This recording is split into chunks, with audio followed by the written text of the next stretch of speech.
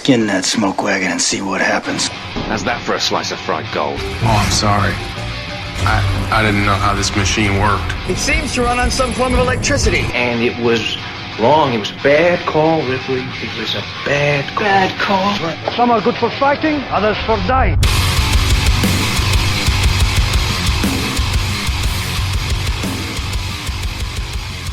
It's just two movies.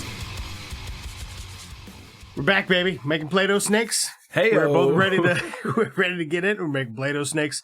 This is just two movies. We talk about a good movie, and we talk about we watch a bad movie. We have a couple of beers. We're having some laughs. My name's Daniel King. In the studio today is Birdman. Caw-caw. He's on a lot of the show, so listen to him. Here I am. What's up, brother? You got any new exciting news? Oh man, I got nothing. Yeah, I apologize. It's been one of those weeks. You know, it's cold outside. Yeah. What do I do? I get home from work and I just sit inside. You play a little video games, maybe watch a thing and go to bed. Yeah, read a little bit and go to bed. Read a little bit. It's fucking cold outside. What do you want me to do? Hey, you want me to go grab a hot dog or something? Please. No, not really up to a whole lot. Yeah, since we last spoke, I have consumed a little bit of media. But we'll get into that a little bit later It's much later when we're drunk and you've forgotten about it. Exactly. So we like to switch the movies. Last time you were on, we did Jojo Rabbit. That's right. Your favorite. And Mac and Moi. Mac and Moi. I don't know why. I shouldn't be leaning into that. That's stupid. We watched Jojo Rabbit and Mac and Me. So that was my pick. That was your pick. This week we went with your pick, and you chose. I chose Hell or Hog Water. Mm-hmm. I love which is also known as Hell or High Water. That is correct for the listeners. It is a 2016 action crime drama thriller western. Mm-hmm. Got a mouthful there. Got a whole lot. Okay, whole lot of hour 42. Yep. Runtime. Yep. It's a breezy hour 42 though. It really is, man. It doesn't as kind of a. I wouldn't say it's a slow burn. No, and I think I like that about this film. It looks like it if you just watch the trailer. It seems like it would be, but it's not. They fit a lot into that hour 42. They really do, without making it too just too much of a mess or too convoluted or whatever you want to say. Yeah. You got more stats on that bad boy? Yeah, so 7.6 out of 10 on IMDb, 88 Metascore from 47 critics. Directed by David Mackenzie, written by Taylor Sheridan, who also does Sicario. He wrote Sicario. You can tell. Yeah, you know what I mean? Got the same vibe. It really does have the same vibe. And I feel like it's back to the regularly scheduled program from Birdman where he picks a new age western. Right. Yeah. Also, it's been a while. A couple of weeks by that. It's been a couple of weeks by that, I mean. So, let's go cast. We got a good one here. Oh, man. We've got lovely Piss Crine. Fenn Boster. Beth Dredges. All right, let's give the folks some real names. Yeah, for real. We got Chris Pine, Ben Foster. Ben Foster's a sleeper. If you can't think of his face, give him a Google. You'll be like, oh, yeah, that guy. Jeff Bridges. It says Taylor Sheridan's in it. Oh, yeah, I saw. Yeah, he is. Briefly. Yeah, very briefly. Gil Birmingham. Really want to point him out. He's great in this. Fantastic. Katie Mixon and her big old titties. Oh, we just did Katie. She was just in the last movie. Yeah, she was. Well, not the last movie. The last movie we did together, right? The last one we did is Jojo Rabbit and Mac and Me. Oh, fuck. Damn it. Two. See, we did just do Katie Mixon though, because then we also did Geostorm with Jerry Butler, and then me and Renee did that Playing for Keeps with Jerry Butler. Yeah. It's weird, man. How they just keep popping up. How many up? degrees of Kevin Bacon do you think Jerry Butler is from knowing Katie Mixon? How many degrees of Kevin Bacon? How many Kevin Bacons would you have to put between the two of them? Let's say a cool 375. 375 is probably about right. And Dale Dickey, who we also featured in Palm Springs. Yeah, Dale Dickey. We'll get to it later. I do want to mention one other person, but we'll get to her later. So. Oh, was it his ex-wife? No. Oh, she's a sassy little She's number. a sassy old lady. Let's see if we can let's see what we got here for box office. So the budget for this was $12 million. Opening weekend. That seems very reasonable. Yeah. That seems very reasonable. 12 million? Yeah. Opening weekend, whatever. We'll just go worldwide gross, because that's what I like to look at to see if this lost its ass or whatever. But it did not. Made quite a bit of money. It made 37 million worldwide. So nice. Not bad. Yeah, not bad at all. Not a bad return. I had seen this before. Yeah. But I think I hadn't seen it since it came out, since or 2016 or 2017. Right. And I started watching, I was like, oh yeah, I have seen part of this. I guess I fell asleep. So I was watching the whole movie with fresh eyes. But at the end of it, I was like, I have seen this. I remember bits of this. At the very, I remembered part of the end. You know what I mean? Like, I remembered what happened at the end. Yeah. Which is pretty fucking stone cold. But we'll arrive there briefly. Without spoiling anything, Yep. What would you say, briefly, that this film is a boot? Man, if you didn't even want to talk about any of the characters or any of the actors or whatever, you could just say this is your classic cops and robbers. Yeah. That's, to sum it up. It really is, too. It's your classic cops and robbers. A modern day version of that. But essentially, it's two brothers. They're just two. It's just two brothers. And they're robbing banks. Mostly friendly style. And, right. They're just friendly about it. And they're the whole way they're getting chased. We'll get into a little bit, a little bit more a little bit later, but two brothers robbing banks. They're trying to save their land. Yep. That's essentially it. Yeah, that's it. And Jeff Bridges ain't fucking having it. He's not fucking having it because he's Jeff Bridges. And he's a very Texan Jeff Bridges. Oh my God. This is almost the most Texan you could be. From what I can tell. This is the most Texan cowboy you can be. This is not the most Texan you can be. That's a different thing. But he's the most Texan cowboy. The way he, it's something with his jaw that he does. He's like slack-jawed almost, kind of. Yeah, it's just perfect. Yeah. He's so fucking good in this, man. Oh, man. The zingers in this baby. Oh. Some good zingers. Some good... You know what I really loved about this? Is it's got fucking everything. Yeah. It's got fucking everything. It's got pursuits of romance. It's got wealth. It's got robbery. It's got action. It's got drama. It's got heartfelt, sad moments. It literally has everything. And then in the middle of it, all over the place, are these just nuggets of comedy gold. Oh, yeah. This movie is fucking hilarious. It's so funny. Yeah. All right, let's get into it. Yeah, let's. The first thing we see is, of course, a 1987 Chevy Camaro rolling through the streets. Should have been a Geostorm, but you know what I'm talking about? Oh, yeah. Fucking Camaro, baby. Yeah, rolling down the street. Rolling dirty. Rolling dirty in the marrow, smoking endo. Yeah. Sipping on gin and juice. You know how we do it. We see old Dale Dickey. Mm-hmm. She's going to work. She's going to work at the local bank. Mm-hmm. Just going in for my shift. Just going in, got a regular day shift. I might pop over to the Piggly Wiggly on lunch. I could be in a Western movie. So, the boys, we see two gentlemen approach from the Chevy Camaro, the 1987, as I said before. They approach her just as she's unlocking the doors to the bank. Which is pretty smart. You get the first person in. She's opening up the bank. Yeah, there's nobody else in there. Nobody else there. It's just her. Unfortunately, she has no access to the cash, right? Right. She says the manager does. Manager gets there. Is that the guy they pop in the nose or no? Is it a different guy? No, I think that's him. Yeah.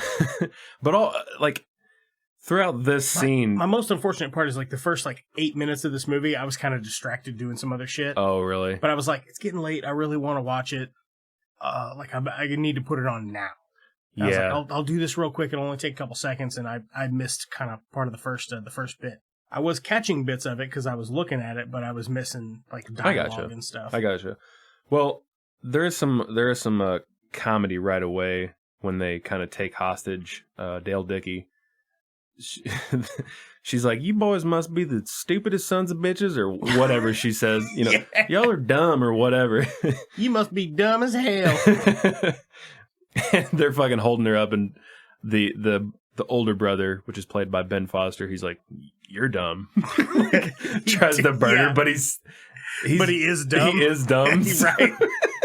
This is, man, have you seen Leave No Trace with Ben Foster? Oh, dude, fantastic movie's film. Great. I think this is like the best thing he's ever done. Yeah. Hell or High Water. Yeah, this character. I think so. Yeah, I think it's this guy because he's perfect. Yeah. We'll touch on more of his gems along the way. Yeah. So, we have these two brothers. They're robbing banks. Chris Pine is kind of the good guy, the good brother, I guess. Yeah. Ben Foster plays he's the smart brother. Yeah. So he avoids confrontation if it's not necessary. You know what I mean? Like he just he plans his things out, and Ben Foster's just kind of like, "Wait, I'm along the way." So Ben Foster spent time in prison. He gets out, and he's helping his brother do this. This is Chris Pine's master plan. He went through all of this, right? Yep. That's his thing. So they don't lose the farm. Yes. Is the point. Mama just died. Their mama died. The bank is going to foreclose on the home because it paid back taxes for her and all this other shit, and they've got a lien on the house. So it's an extraordinary amount of money for a pretty unextraordinary looking piece of land. Yeah. Right. So at this first bank robbery, they do end up getting a little bit of cash once the manager gets there, and they're able to flee. So they're hitting small town banks. Mm-hmm. And by small, I mean Google Caledonia, Missouri. Right. Yeah, it's some of it looks like Caledonia, Missouri. Right. Some of this looks like shit that is not that far away from us. Now, there's smaller towns. I'm just saying Caledonia paints a good picture of the type of town this is. Right. There's also a bank in Caledonia. I'm just saying. Yeah, so they do this first robbery. They're not great at it. You can clearly tell they're new at it. Nice. Very nice. They get away. They quickly go to another bank. They're doing this relatively early to avoid the cops, the popo, or large crowds at the banks. Yeah, smaller crowds, less people to deal with. Exactly, kind of thing. And they're also smart about, so they're only taking small bills. They're not taking 100s. Nope. They're not taking stacks of cash, so that this can't be traced. They're only taking what's in the drawers. Like I said, they quickly go to another town. They hit up this bank, but there's an old man in this second bank. Oh, dude, he's hilarious. Yeah. He's like, they come in. He's like, "You got a gun on you?" They take the gun off of him. They put it on the counter. He's like, "You two got to be the dumbest sons of bitches I ever seen in my life. You must be out of your goddamn mind." He's just giving him the business. And as soon as they get the cash and start taking off, they put it. Okay. Ben Foster puts a 20 in the bank. The bank teller's shirt, cleavage. in her cleavage. Yeah. He's a fucking hoot, man. He's a wild card. That's what Ben Foster is. Well, what they would say is he's a hoot. He's a hoot. He's a hoot. He's a hoot and holler. He's in trouble, but he is a hoot. That boy's ate up. So they get cash from this bank as well.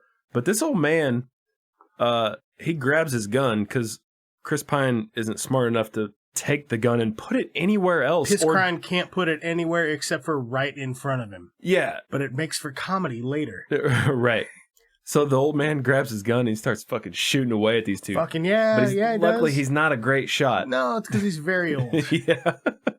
It's probably been several years since he's discharged that weapon. Right. Yeah. So they get away, and they're really smart about this. They have, at their farm, they dig these big holes, and then they just throw the fucking cars in the hole. Yeah, they dig out a ramp that goes in the ground. Yeah. And then they just still have the dirt from digging the ramp. Mm-hmm. So they drive the car down in the ramp, fill it all in with dirt with a big-ass backhoe. Really fucking smart. Super smart, dude. Yeah. The only thing that would make it not smart is if you picked the wrong spot to put that. Like, if all the ground is dug up all around it, it is literally invisible. Yeah. But if it's like in the middle of a field, it would be kind of like, what you got going on over there? Seems like maybe you're burying cars there. Right, You know what I mean? Why is that there? But Yeah. it is really good, because, I mean, like, even if somebody came out just determined to dig it out without the keys for that fucking backhoe, Yeah. they'd be out there for... You would be in another state by the time they got to the highest part of the car. Right. Yeah. So another smart thing that these two brothers... Another smart thing they're doing is they're only hitting a specific bank. It's Texas Midland. Texas Midland. Until fucking Mr. wild card, dude. Yep. I'm telling you what, man. Katie Mixon, she's got her titties out in the restaurant. She's got her mixins. She's got her mixins out. It's Katie and the girls. Katie and the girls. And she's flirting it up with Chris Pine. So yeah, we're at a diner. Mm-hmm. The boys are having some breakfast. We got Katie Mixon. Pussy and pancakes. little Fargo Callback. Little Fargo callback there. I like it. Callback if you're paying attention. If you're not, it doesn't matter. Doesn't matter. You'd be all right. Yeah, like you said, Katie Mixon at the diner. She's the waitress. She's hitting on piss crying. Mm-hmm. This is what I mean. That other movie we watched her in, where she was like, she's being a pretty big bitch in Take Shelter. Yeah, she's so charismatic and likable. She really is. In it, she's just a bubbly person. Yeah, and it's crazy. In Take Shelter, she's so unlikable, because in this, she's immediately charming. She's that Southern belle. Oh, hi. How high, y'all? Hi. What don't you want? She does. That's later. That's later. That's the one I want to mention I've been later. saying it in the house for days now. Yeah. So Foster, he's like, what's he say? Something about, I got a shit like an old goat or something like that. Yeah. It's just constant, like, hilarious, like, oh my God, man, people talk like this? They do. They do. Somebody just took all the sweetest parts of it and condensed it into put a script. a movie. Yeah, it's great. So he's supposed to be quote unquote shitting, but he's not, because he sees another bank across the street. And he's robbing it. And he's like, might as well rob this one. But he's a loose cannon. Yeah, he's a loose cannon, because the dumb part is it's not a Texas Midland bank. Right, which actually kind of helps them a little bit. It does. It throws them off. It does throw it throws Jeff Bridges and his partner off, which I like to call them B&B. Ooh. Because Bridges and Birmingham. That I sounds like it. a... I like it. The old B&B. The old Bridges and Birmingham. Doesn't that sound like a country album, or maybe a country duo? Birmingham and Bridges. Birmingham and now Bridges. Now it's a Brooks and Dunn. It's a Birmingham and Bridges. Yep. Or just Birmingham Bridges. Oh. Ooh. Now it's a movie starring a still old but younger fucking, what's his name? God damn it. Such a great joke. The guy that's in the Bridges in Madison County. I don't know if I've seen that. He's in Gran Torino. Directed it. Super famous actor. Clint Eastwood? Clint Eastwood. There you go. What if you were Clint Eastwood in that movie that I just... Clint Eastwood. Clint Eastwood. I'll just keep saying it. One of those will work. Probably not. One of those will work. Why am I doing this bit? Carry on. Like I said, pretty fucking stupid that he's hitting this bank. Very fucking stupid. Chris Pine knows nothing about it. He's still flirting with Katie Mixon. Mm-hmm. He gives her a huge tip. $200. $200. Pays his bill, settles up, goes outside, and he's walking towards the car. And Ben Foster's running across the street. Start the car. Start the fucking car. Yeah. Because he just robbed a bank. Just bills flying everywhere. Right? He's got them stuffed in his flannel shirt or whatever. Yeah. It's like, dude, what the fuck are you doing, man? Yeah, it doesn't have a bag or anything. That's not money for the cause. That's walking around money. What do you... he probably just lost $500 from money just flying out of his shirt. More than that, come on, probably. bro. Yeah, from the door to the car. Yeah. So anyway, he gets in and they put rubber to the road. They beat feet and split like a... split like a hog. Make like a leaf and fuck off. And great place to mention, I'm loving the soundtrack. I'm normally like... can I enjoy a soundtrack or not? It really depends on the era of film. Mm-hmm. Not so much on the era of the soundtrack, but it's got to fit the what's going on, and I'm digging the soundtrack in this whole movie. I think it does. I think it fits for the most part. There are one or two songs that, for me, didn't vibe, but Just not vibing. I still think they work for this film. You know what I mean? Okay. As far as for me personally, for the tone, I think a couple of different songs could have been picked, but that's just me being picky. Yeah, I'm just saying I like the... Yeah. I like dirty country or like folk or like... Yeah, man. Just take George Strait and just fucking slap him around a little bit, rub him in the mud. Rub him in the mud? And then you get your other stuff I like. I don't know who fucking does it. I didn't look it up. You get it. It's been a really long... We picked the bad movie we're going to watch 10 minutes before we sat down. Like, we're like, fuck, I don't... It's been a long week. I didn't look. It's been a long week for both of us. Yeah, it has been a wild one. Anyway. So, at this point, they go to Foster's shit trailer, right? Oh, they do the switch again. They do the switch? The car switch. Okay. What do they get this time? Or do you remember? They go from the Camaro to... that kind of a Taurus? Shitbox. Yeah, it might have been like a Taurus. It was a Taurus, and then it was the something box. Look, I'm not trying to not let the joke die. I'm fine with it dying at this point. It kind of looked like a Geostorm. It just was that kind of general vibe to it. No, it wasn't. Shut up. It wasn't? I thought it was. Anyway, look, Geostorm or not. Yeah, and then they switched to like a fucking old boat Buick at some point, which is pretty awesome. Yeah, they go to Foster's shit trailer that he rents on somebody else's land. They get he's fucking packing heat, by the way. A lot of heat. He puts some shit in the trunk, and Chris Pine's like, he's crying. He's all like, I don't know about that. What's going on there? We can't be having those in the car while we be driving down. Yeah. Just adding heat, man. Yeah, he's like, don't worry about it. It's a rifle. I shoot vermin out here. It's not. It's not. That's a lie. It is not a rifle. No, it is not. That is a semi-automatic. There's good character building here, though. When they're like looking at pictures of when they were kids in the trailer and stuff, and he's like, you stole my fucking hat. And he's like, I borrowed it. And he puts his hat back on. But God, how long's the hat been there? Right. He's like, fuck my fucking 15 hat, dude. years or whatever. And then you shortly after come to find out they're talking about like why Ben Foster was in prison. Yeah. And he was in prison for murdering their father. His fucking father, yeah. Yeah, man, there's a lot to pack in here in an hour 49 or whatever we said it was. That's why I really appreciate this film, is they do it so well. Oh, it's paced the pacing, perfect. It's like it's exciting. Writing. It's exciting the whole time. You're always like learning something new, or there's another layer being added on. Yeah, but they're not like it's not too much though, right? It's not so multi-layered that you're like, okay, this is getting kind of fucking ridiculous. Mm-hmm. It's not. It's not that. It's just enough, because there's only really 4 characters you're concerned with the entire movie. That's true. But each of those 4 characters have their own like layers and development, and yeah. You know what I mean? And you kind of like so much fun. You kind of visualize yourself as these characters, and what would you do in this situation, or how they're living their lives in this. It's great. Yeah, it really is. At this point, Bridges and his partner, they're just working the case, right? And you can tell. So these guys are Texas Rangers. Yes, sir. And from Bridges, you can really tell he's just a smart, whatever you want to call him, cop, detective. It's that guy say at the bank, he's like, are all Texas Rangers that fucking rude? And he's like, nope, just him. Just him. Yeah, he is a bit of an asshole. I'm loving it. Maybe a little racist, but yeah, he's such a dickhead to his partner, though.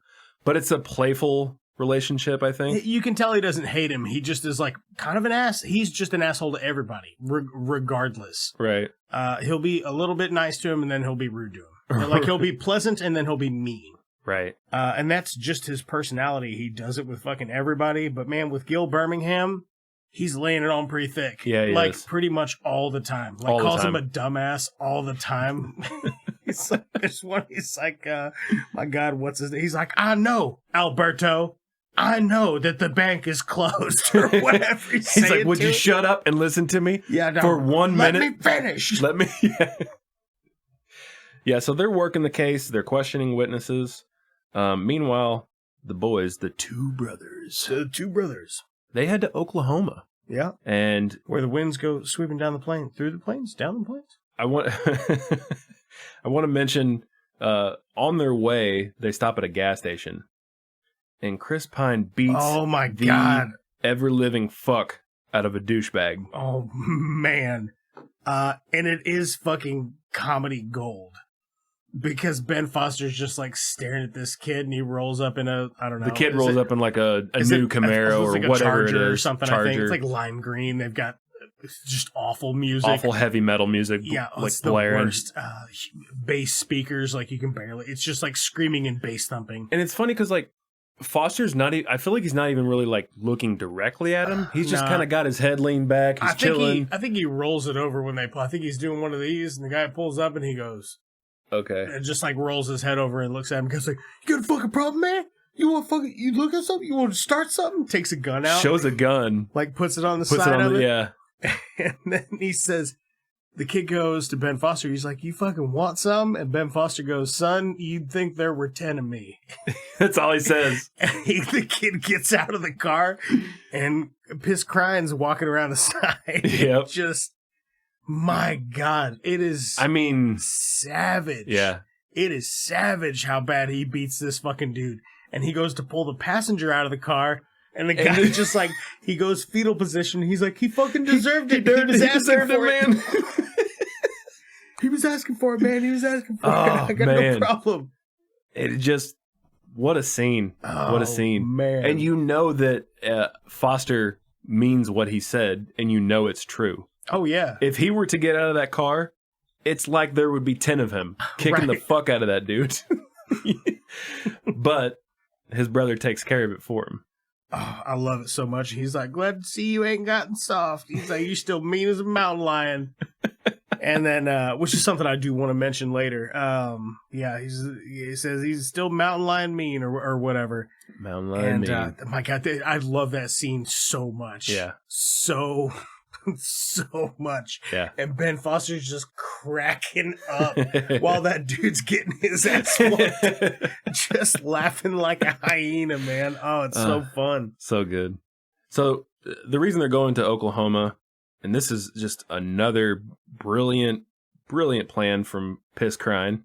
They're going to a casino, and they're going to swap the money that they've stolen from these banks for gambling money, for chips. It's called washing it. If you ever heard of like washing it. Yeah, laundering money, that's what it is. It's taking the money that's illegal and turning it into money that's not illegal. Yeah.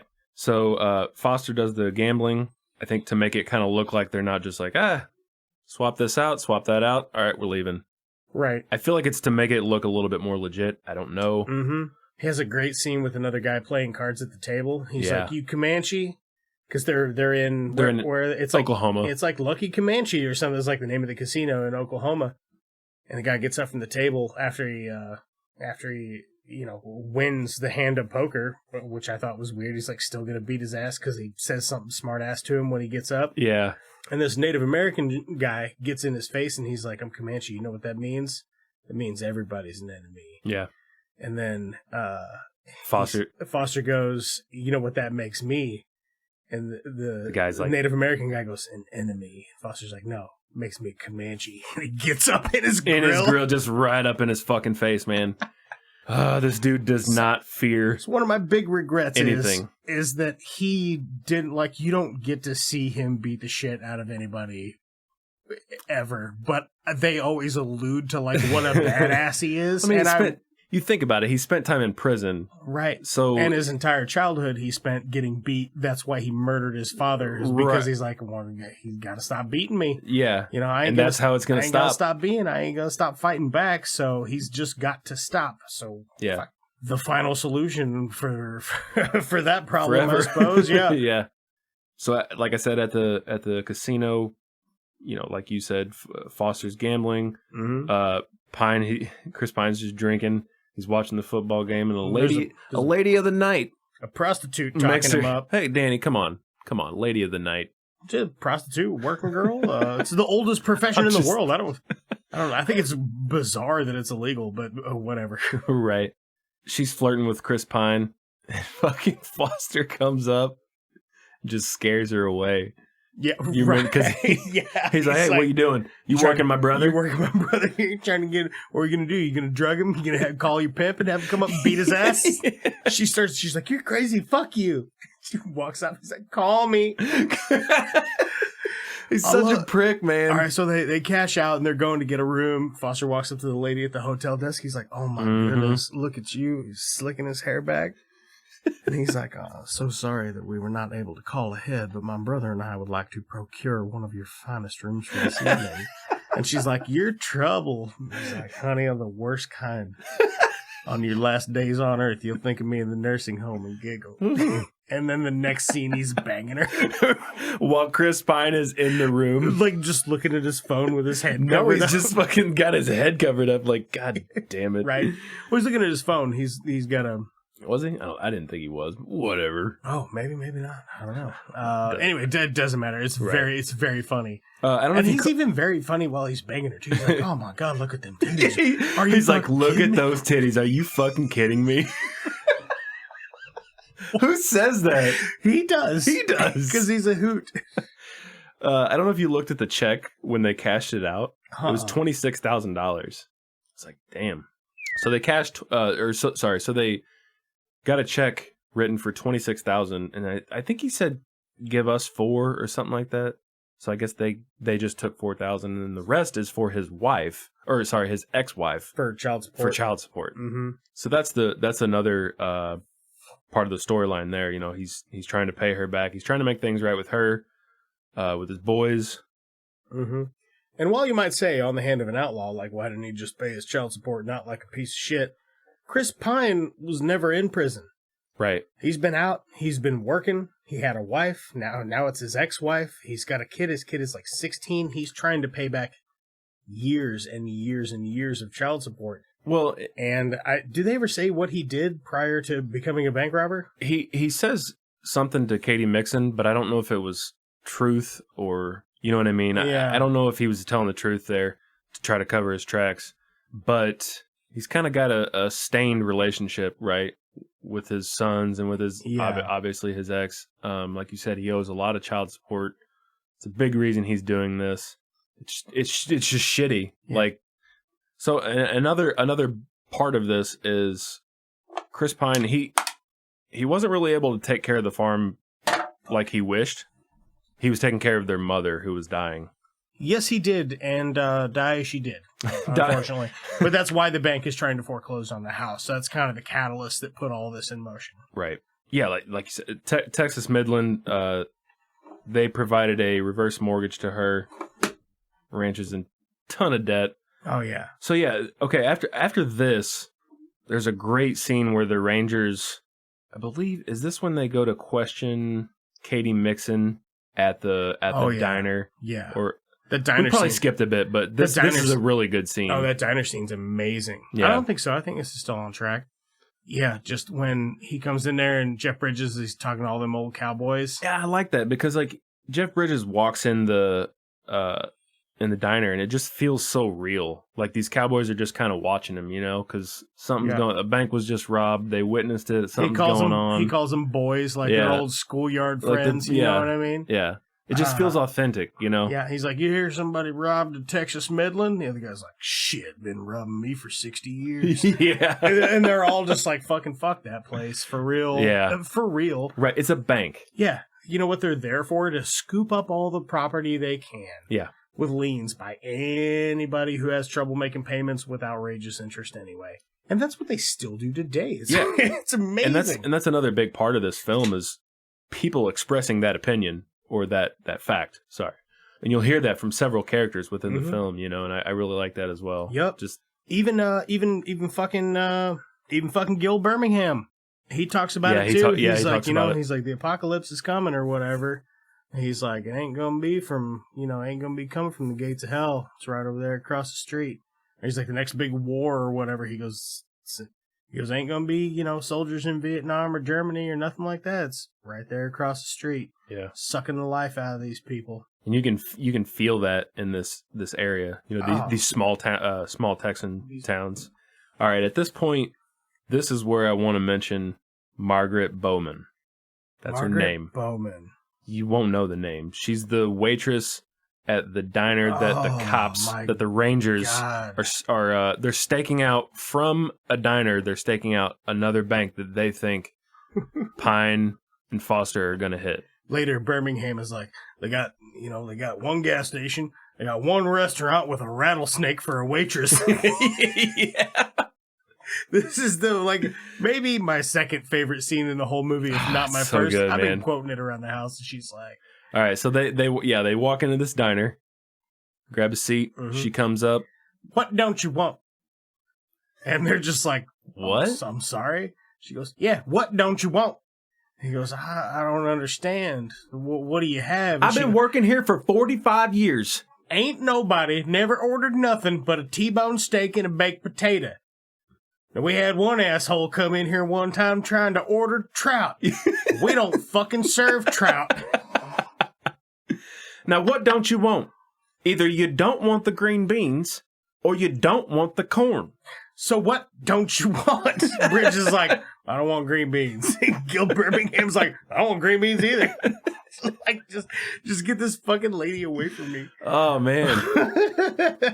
She is a rattlesnake. She is yep. The best That's way perfect. to describe her. That's perfect. I love that scene, man. That's why I had to mention her name. Ain't nobody ever ordered nothing. Margaret Bowman. That's the name of the actress. Oh, man. So, did you know that a T-bone steak is actually made up of two steaks? Is it? Yeah, I think on the smaller side is the New York strip, and the larger side, if I'm not mistaken, is the skirt steak. Oh, okay. That makes sense. Yeah. Yeah.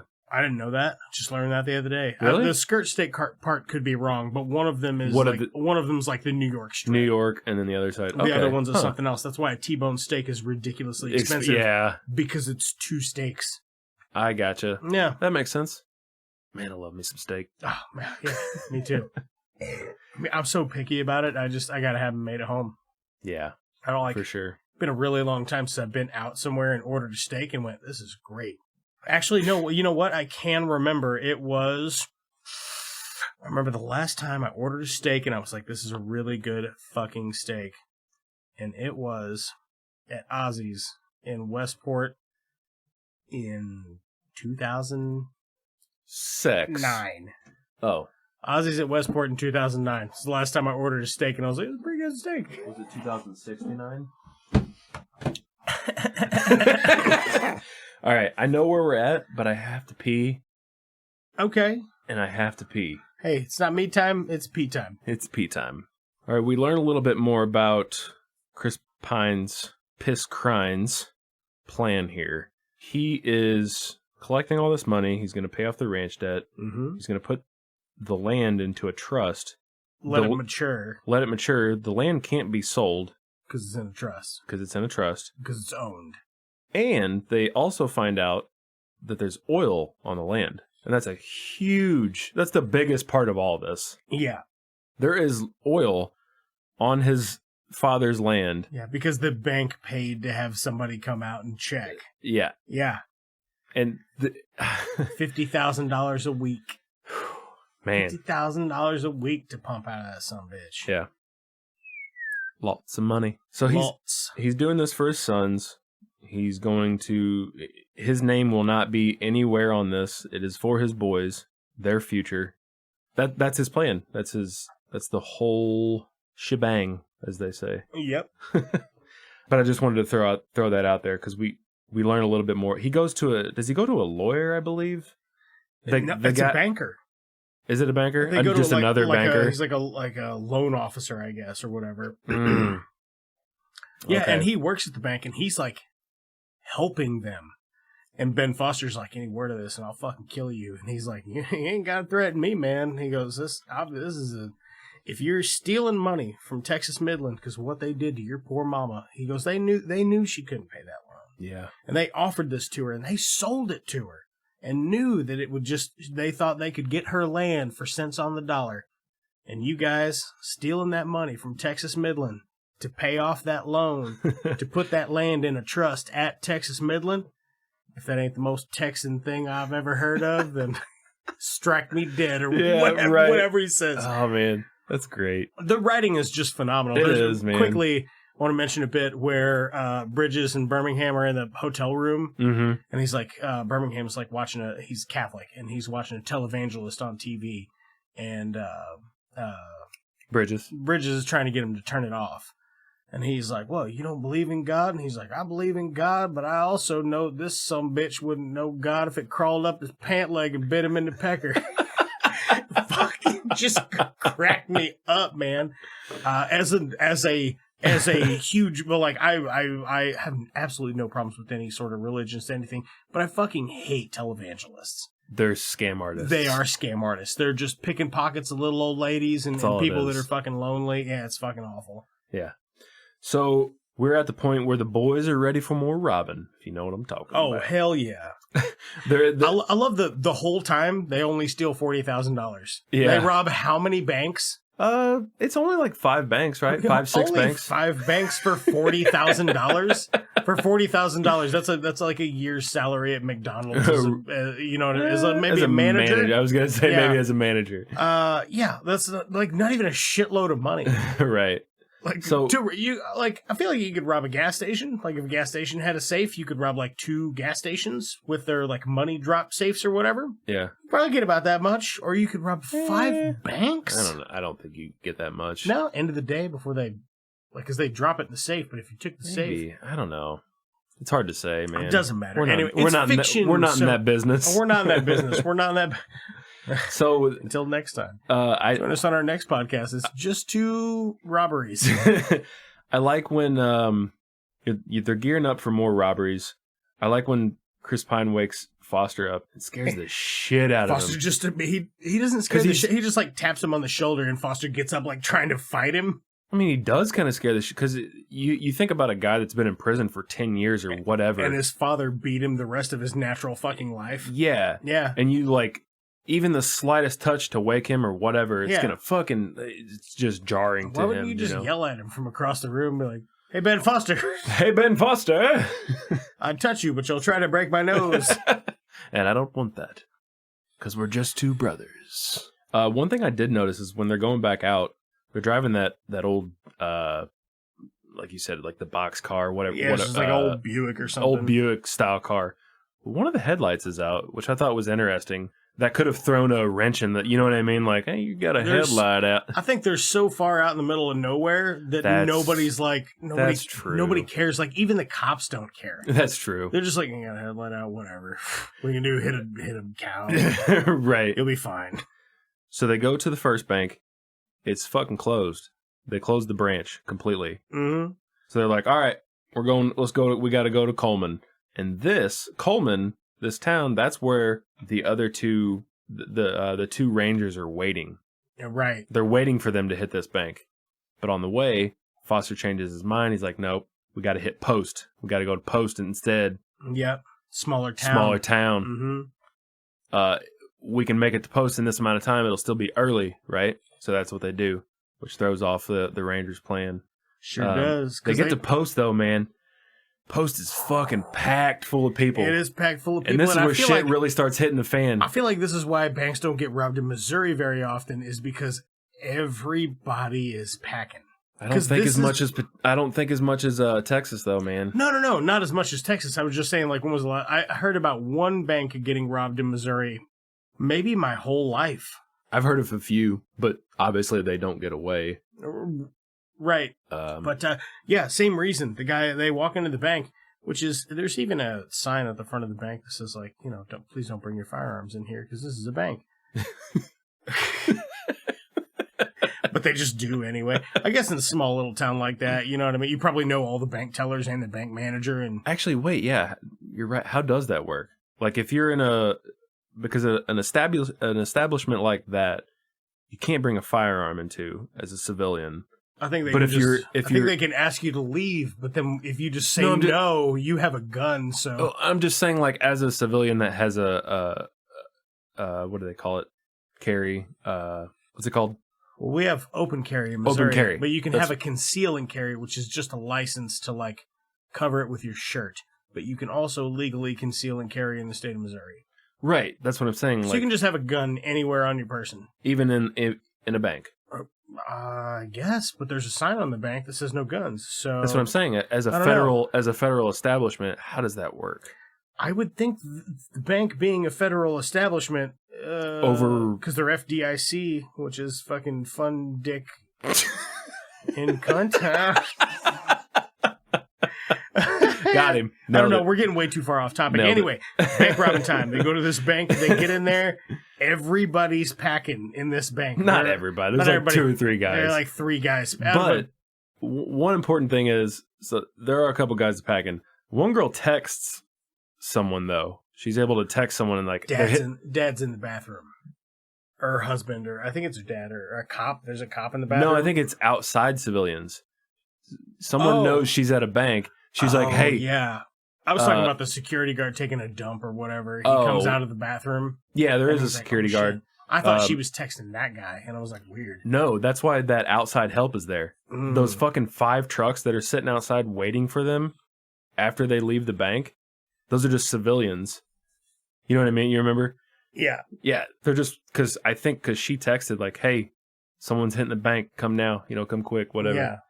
Yeah. Like you said, the security guard comes out. He's trying to be all sneaky at first. Dude, just fucking call for backup. You're a bank security guard. Don't try to be a hero. Backup. Unless you're an absolute fucking crack shot, because there's only Which 2 he's offenders. No, he's not. Not even close.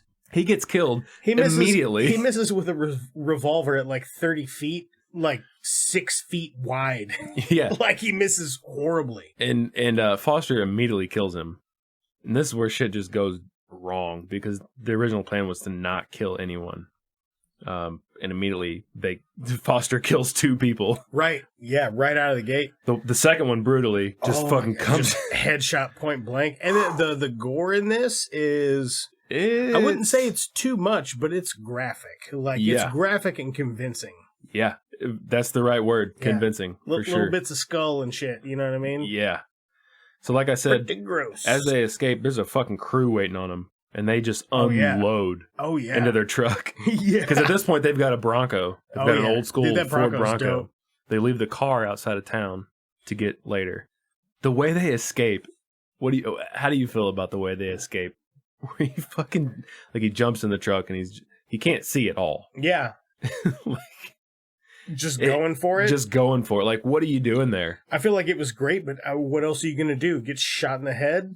I understand. Yeah, like, how do you have the sense to get away from that? Maybe take a look at it before you get in the car, like just a glance and go, okay, it's about like that. Jump in the truck, hit the fucking gas pedal, reverse, spin around, get in the seat, take off. Like the way they do it, it's good. It's good. It's really good action. Yeah. Like the action that's in this. Top shelf. Yeah. So they're fucking driving away, and they got this like posse of fucking just townsfolk. 5 trucks. 5 trucks just fucking coming after them. Chasing after them. You guys are all fucking toting. And they're probably like maybe a half a mile, because they're. Oh yeah. They might be half a mile ahead. But Piss Crine's hit. He got hit. Yeah, it's not. He's not gonna kill him, but he will carry the wound for the rest of his life. And when they're being chased by these guys, I love this.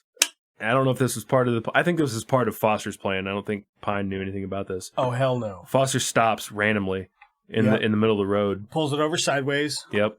And pulls out that gun he grabbed out of that fucking camper or whatever. What is that? Is it like a AR-15? I believe that is an AK-47. It's not wood stock. It's like a polymer stock or something like that. Yeah. But I know they make a lot of extensions for AR-15s, but I don't know if the full-on fucking, like the biggest banana clip you've ever seen is part of that. But he has 4 of these sons of bitches on him, these clips, and 1 already in the rifle, and he just starts marching down the road, just fucking just spraying on these sons of bitches. On these other cars, yeah. And they're like, oh, okay, all right.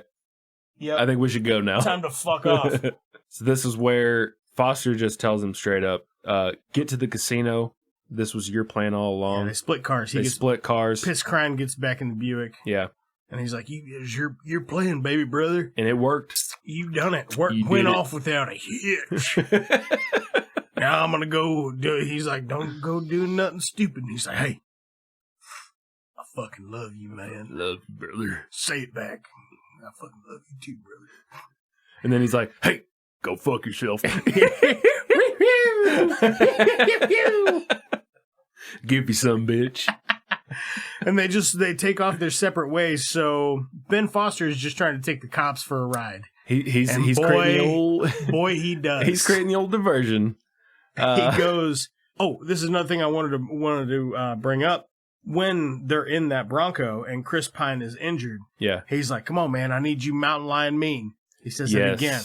So he brings that up again. And I think that plays into the very end of the movie. But anyway, yeah, I just wanted to say that like that happens two times. So twice, maybe a little foreshadowing. That's a good observation because I didn't pick up on the first one. I picked up on the second one where he's like, I need you mountain lion mean. Mm-hmm. You know, he's trying to get him pumped up. He's been shot. He's fucking shot. He's hurting. He's like, he's writhing in pain. But Foster, I think, gives him the motivation, that extra kick, you know what I mean, to keep this going. Like, this is your plan, work it out, make it through it, you're doing this.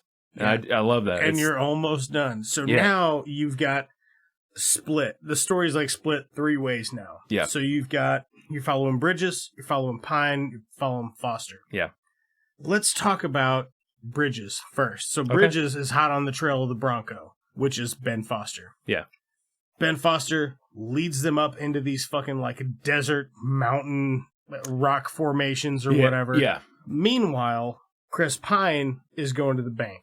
He's got all the money. He's got it all. He's ready to pay it off right now. Yeah, he's going to pay off that debt. Mm-hmm. So Chris Pine is at the bank and he's talking to the banker and he's like, "Oh, it'll take us." He's like, "Boy, I tell you, just in the nick of time. It couldn't have been any closer or whatever. You just made it." You and cut it by the cat's hair. Whatever. It's the morning. Right. Yeah, it's like 9:30 a.m. And the banker's like, "All right, well, I'll send it over." And he's like, "I'm going to watch you do it." And he's like, "Well, it'll take some time to prepare." I got all day. He's just mean mugging him. He's like, I'll fucking murder you if you try to screw me out of this. Yeah. So he's, and then you cut back to Ben Foster. Oh my God, dude. His whole assault on all these cops is fucking insane. He's got a good lead on him. He drives the Bronco as far up the hill as he can get it. This is what I want to talk about. Stuffs a piece of cloth in a gas can, lights it on fire that's just sitting in the front seat, throws the truck in neutral and bails out. So it rolls back into another cop car and it fucking explodes like brutally. He scrambles up to the rocky outcropping and just starts headshotting and snipering the fuck out of people. And it's like they're immediately like, "Oh, this sumbitch," and they're like, "Oh fuck." Well, and like Jeff Bridges, like those civilians come back. Those civilians come back, and there's like I said, 5 trucks, and he's like, "Get the fuck out of here!" But the first truck he gets into, so he's like, "You know these lands like the back of my hand, I do." So he takes off with this guy. "Can you get me behind him?" And this guy take gets about him... a half an hour. I said, "Can you get me behind?" Well, it's gonna be a 500-yard shot. Just get me back. Do it. Goddamn it. He's fucking awesome, man. I love it so much. Yeah. It is so great. So good. But prior to that, though, it's got Jeff Bridges and his partner, Gil Birmingham. Gil Birmingham. They're ducked behind a cop car and they're looking at him or whatever. And Jeff Bridges is talking to Gil Birmingham, and Gil Birmingham just gets shot in the dome. It's brutal, man. And it's really well done. From as far as like a standpoint of like when the shot was fired to when he gets hit to when Bridges realizes he's hit. Mm-hmm. It's all done so well. Yep. Man, yeah. It's brutal. Yeah, it really is. He's visibly just distraught. So his partner's dead. Yeah. Shot right through the just under the eye, I believe. Was that where it was? I thought it was in the neck. Maybe I was thinking of another scene, but I think it's right, because his glasses are a little ajar. Oh, you know what? You're right, because you see the back of his head's blown out. You see, oh Lord, man. Ooh. King of the Plains. Anyway, Nice. You cut back to Chris Pine. Piss crying. I can't not do it now. I know, I go both ways. Do tell. So Piss crying, he's back in the bank, and he's like, he's talking to the banker. The banker's like sweating, like nervous sweating hard as fuck, because he thinks Chris Pine's just gonna kill him. He might kill me. He's like, I'll do it right now. And it looks like it takes about 5-10 minutes. So not all day. Not like he all was day. Yeah, what a dickhead. He is a dickhead. Anyway, he's like, Chris Pine's getting ready to walk out. He goes, let me ask you a question. And you think he's going to say something like, how do you fucking sleep at night? Or you sack of shit? Or you think he's just going to say something badass to him or ask him a very poignant question. But he goes, y'all manage trust funds? So he sets him up. He sets him up for the trust. The guy's like, you can tell the banker's like, oh, like from his position, he'd be like, you're not going to kill me. You want to do business with us because I took care of this in a timely manner. That's great. Yeah. So he's just relieved, but really he's getting fucked over and doesn't know it. Right. So smart, man. So cut back to Ben Foster, and Jeff Bridges and random citizen have gotten up behind him. And they get up there. Dude, Bridges is fucking sweating his ass off. Yeah, he is. He's fucking winded because he's an old man. Right. Like, hopefully they dropped him off in a helicopter and just splashed some water on his shit. Because don't kill Jeff Bridges, please. Give me like 1 or 2 more before you take Jeff Bridges. I was going to say 5 or 6. But Right, I would gladly take 5 or 6.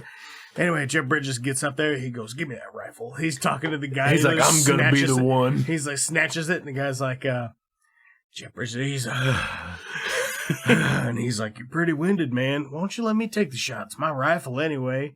That's something that speaks to detail about the movie. I'm not like a gun nut or anything, but I love shooting. I really, really love it. Yeah. And your rifle, the particular one that you practice with and know the weight of, like down to the gram, you know what I mean? Mm-hmm. That's yours. That makes a huge difference. Yeah, humongous difference. It's portrayed really well that's a common knowledge thing, which I guess for most viewers would be like just a throwaway detail that they wouldn't even remember. But for me, I was like, ooh, that's good. That's a good. If you were gonna have that guy say a thing like, it's my rifle. He's not saying, it's my rifle, I should be the one to shoot it. He's saying, it's my rifle, so I am more able to make the shot. Because it's not an easy shot. No, it's really not. What is it? Did he say 500? He said it's 500 yards. Which, that might be a guesstimate on his part. I don't know. Maybe that is accurate. Yeah. But even it's a hard shot. Yeah. I think one of my best ones is like 220 or a super small target at 90. Yeah. But Bridges, after some time, he makes the shot. Yeah. He connects. He sure does. And Ben Foster, he's sitting up there. He's looking at all the cops like scrambling behind their cars and trying to get away. And there's just like corpses laying on the ground there. And he's like, King of the Plains. King of the Plains. Like the mountain lion, you know what I mean? Mm-hmm. And yeah, Bridges takes the shot and he just like fucking slumps over on his gun or whatever. Got him. And I love Bridges' and then reaction. Jeff Bridges is like, yes, and he kind of son of a bitch. He fucking slaps the guy in the face a little, playfully. Yeah. He's like, I fucking got him. You know what I mean? Look at that. I just love his reaction. And then he immediately starts crying. He breaks down. Yeah, because also he killed a man, and like I guess what he would consider his best friend just died. I think that's the reason. I think that's a little bit both. Yeah. He didn't want to have to murder a man so close to retirement, and also his best friend just died. Pretty big bummer all around, I'd say. That civilian though had an amazing line when he was taking Bridges up to the pass or whatever. Oh God, he's like, "Give me half an hour, I'll have that bastard field dressed on the hood of my truck." Yeah, I was getting ready to say. Shit, give me 30 minutes, I'll have him boned out on the hood of the Ford. I think we end with Pine, his destination. He gets I know we're probably running a little long, but we're not. Briefly, he gets stopped at a checkpoint. This kind of worries you a little bit as a viewer. Mm-hmm. What's going to happen? He's shot. He's trying to hold everything together. Yeah. He makes it through. He gets. I totally skipped this. Yeah, this is when he's on his way to the bank. Yeah. Was that on the way or was that after? I thought that was after when he was going to the casino, right? It's on the way. Oh, is it? Yeah, it's on the way. He gets to the casino with no problems. That's right. You're right. On the way to the bank, yeah. Sorry, I jumped back a little bit. I thought it was weird they stopped him and immediately the cop throws out the tax strip. Just in case he decides to run, I guess. Yeah. I feel like they could just shoot him because there's like 8 of them.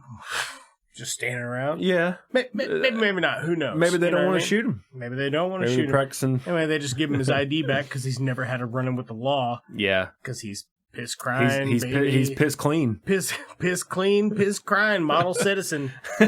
Model pit is...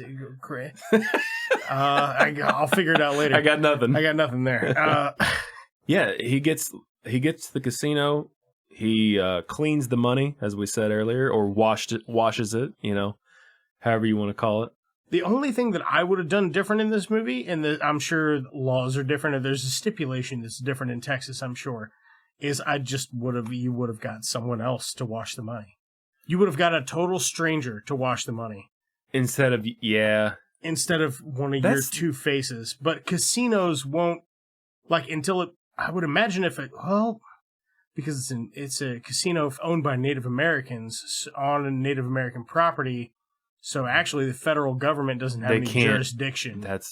And they would probably just be like, no, fuck you. Yeah. Eat my ass. You want to say, no, you cannot have our security footage. Right. Also, you can't make me give it to you, and because you took everything else from me, fuck you. Go fuck yourself. After this, though, we get one last hoorah, one last meet down between Bridges and Pine. Now Bridges is retired. Bridges is retired at this point. He goes back in the cop shop. He's like, "Hey, Mary Lou, let me see that file on that boy we done killed." She gives it to him, and she's like, "It's not him." He's like, "Well, it's the brother," and she's like, "No, it's not. Fucking fuck you. Fuck you. You're retired. Fuck off. You don't know what you're talking about. You're chasing a dead lead. Get the hell out of here." Yeah. But Jeff Bridges knows he's not, so he goes to Piss Crine's house. Yep. He goes to the farm or whatever. The farm. It's kind of a shithole. Piss Crine's got a gun. And he's sporting that stash now, though. Oh, hell that stash with the 5 o'clock. That stash with the 5 o'clock was looking good. It's looking good. Come on, Pine. Give it a low fill award for maybe best facial hair. It's in the runnings already. It's in the runnings, baby. Was this episode 5? Man, we're cooking. Anyway, so Bridges is like, "You're well within your rights to shoot me." And Chris Pine's just like, "I might still. I might still do that." And he's like, "Okay. Mind if I sit?" Just takes a seat on the porch. And fucking Chris Pine gets him a beer and they're talking. He's like, "How'd you do it?" He just doesn't say anything. He's like, "Why'd you do it?" He's like, "You got these fucking oil rigs or whatever make you more money in a week than you stole from all 5 of those banks combined." Mm-hmm. And then he kind of tells him, but not all of it. He's just like, "I've been poor my whole life. It's like a disease. Eats up everybody you know." You can't get out of it. Ain't no cure for it. You got to take it. Yep. That's it. Which is very powerful, I think, right there at the end. I like at the end there. It's kind of funny to me that these two, Bridges knows what Pine has done. He's got it all figured out. He had it all figured out halfway through the movie. Oh yeah. But they kind of have a friendly competition of threatening each other's lives. Oh, and it just fucking cracks me up. Yeah, he's like, "Oh man, you ever want to come say maybe I can help you out with that problem you've been having? Maybe I can give you some peace." And he goes, "Maybe I'll give you some." Just a hard ass fucking couple of death threats. I'm gonna be because this isn't Pine's land anymore. This is his boy's land. I'm going to be moving into an apartment there in town if you want to come by anytime and really settle this out, Yep. He's like, "Fuck it, I hate waiting," or whatever he said. He's like, "Might as well get to it." Yeah. Or whatever he said. Get her, pitter patter. Get her done. How many rattlesnake waitress thumbs? How many just imagine that lady with her arms crossed. I know you are. Just imagine 10 rattlesnake waitress thumbs. 10 of them. How many would you give this out of 10? 10 Oof. Possible for just being a fucking outstanding movie. Ooh, buddy. I'm gonna go 9.5. What are you going to go? I'm going to go 10. 10? I think I'm going to go 10 on this. I think this is probably one of the best movies I've ever watched. I guess the first time I watched it, I either I must have been like doing something else, like doing laundry or something and not really sitting down and taking in all of it. Yeah. Because this movie's fucking incredible. Like it's got everything. Do you think I should give it a 10? I don't care. I don't care. I want care. 10 old lady thumbs that are like, what don't you want? As snakes. Yeah, but they're like snakes. Rattlesnakes. I've been here 40 years. T-bone steak, baked potato. You That's don't want what you corn? get. You don't want green bean. Oh, man. Yeah, it's phenomenal. But you know, some people might say I wouldn't know a 10 if it crawled up my pant leg and bit me on the pecker. When he's like, come on, give me a yell. Yeah. I like the bit where he goes to answer. He's like, you want me to answer your phone now? He's like, well, I'm driving. You're just sitting there twiddling your fat fucking thumbs. Yeah. He's just a dick. I like the bit where Birmingham's like, they're on the chase and they're getting to the boys, and Bridges is trying to brag a little bit about his knowledge, and A little Brit. And Birmingham says, sometimes a blind pig finds a truffle. Mm-hmm. Dude, there's a million of these. No, I had a blast with this. I really, really, really, really fucking enjoyed it. Yeah. So we got to go watch a shitty thing. We're going to watch... We're going to watch Wicked, Wicked, Wild, Wild West. Wild, Wild West, y'all. Which I'm sure you already knew. I don't know why we act like it's a surprise, because people can read. Like, they can read or they couldn't search the name they're of the like, podcast. Oh, here's the good movie. Place. Here's the bad movie. Okay. And then they hear us say it, and they're like, fucking idiots. Oh, what a bunch of dumbasses. You're not wrong, though, because you're so smart. I just caressed the microphone.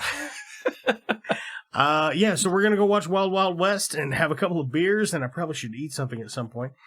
Or we're not going to have a second half of the show. Here's a fake thing. True. We'll be right back. All right.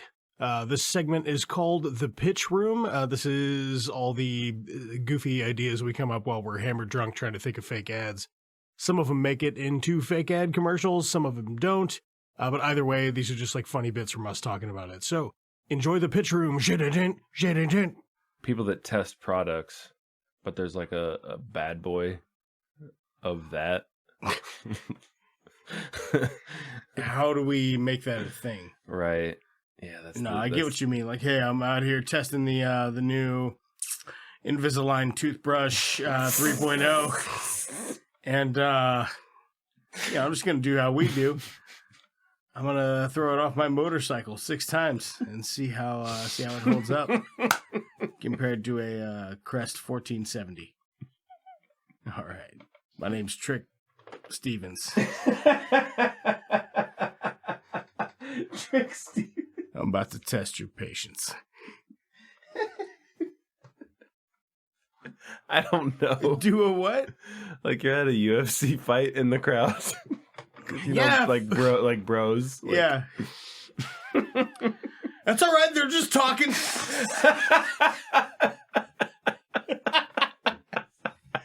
They're just talking. It's fine. It's fine. It's fine. It's fine. It's fine. Chill out. Chill out. Chill out. I meant.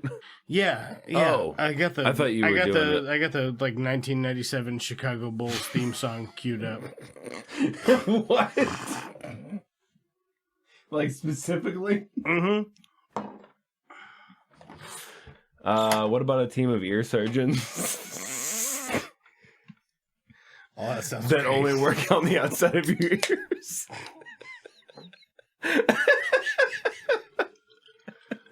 Oh, is that fucking encore? Oh shit! You got any other gems while we're sitting here? I don't know. I was just thinking about how weird it is that porn stars have their vaginas molded into vaginas that guys can fuck. That is weird. That's a weird thing. That is a weird thing. It's weird how, like, I don't know, pig shit in the moonlight. Suppose it does.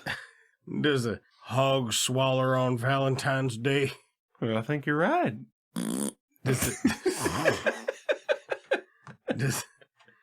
Is Is it a kind swine that sleeps till 9? All right, let's do this Amor Zen ad. What? The ad I sent you, Amor Zen.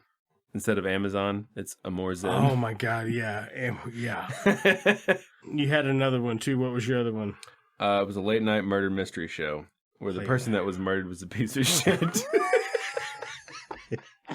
We gotta workshop that one.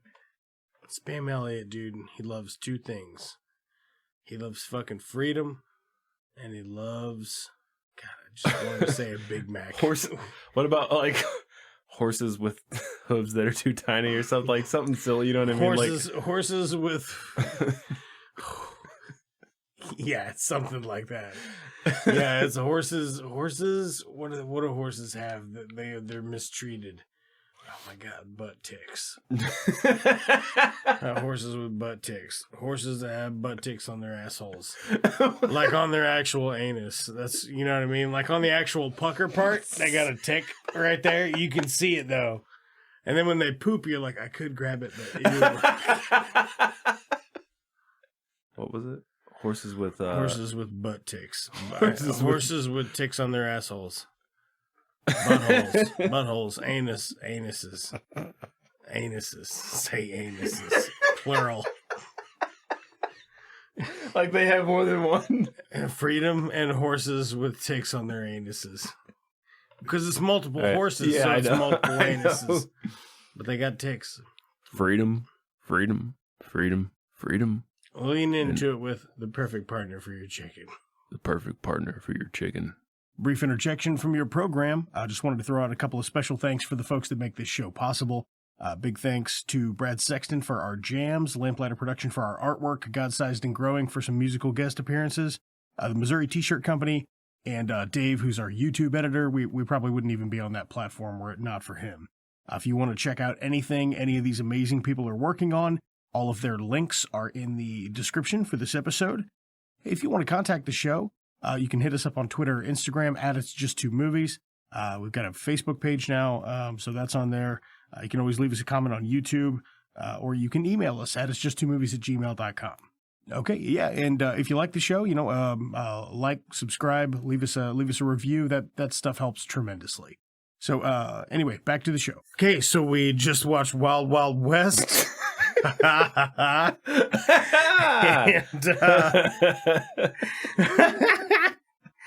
we had a lot of fun with it, but we immediately just started making a better movie out of it. It's pretty bizarre.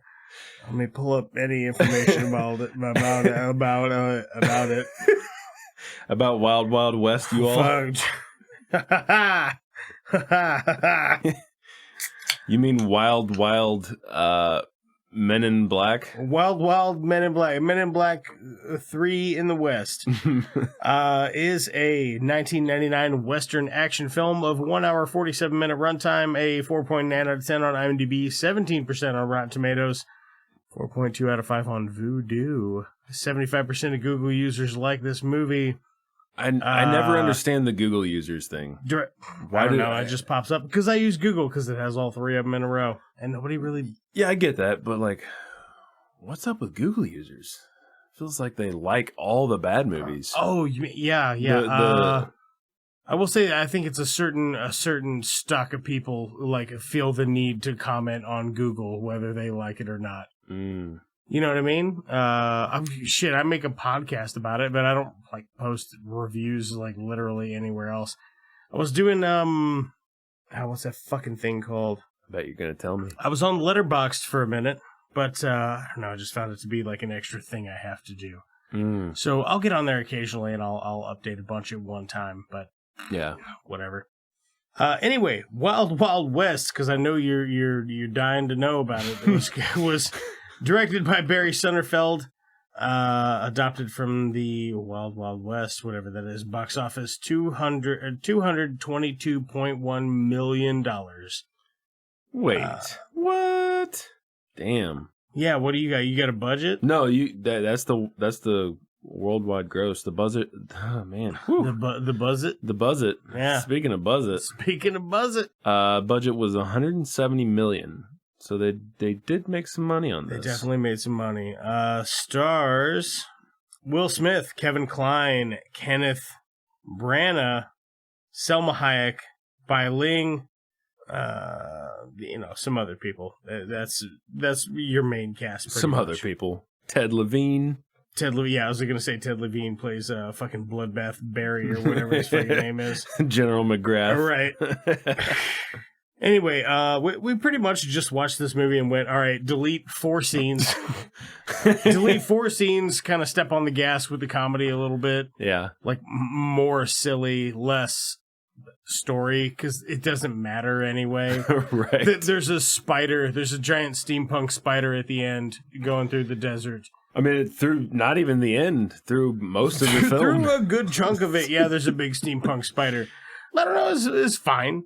The spider or the movie? The spider. The spider looked pretty cool. The movie did not. A little problematic in some spots. If you had to tell the listener what this is about, in one sentence. One sentence? What would you say? All right, I would say, I guess I would say,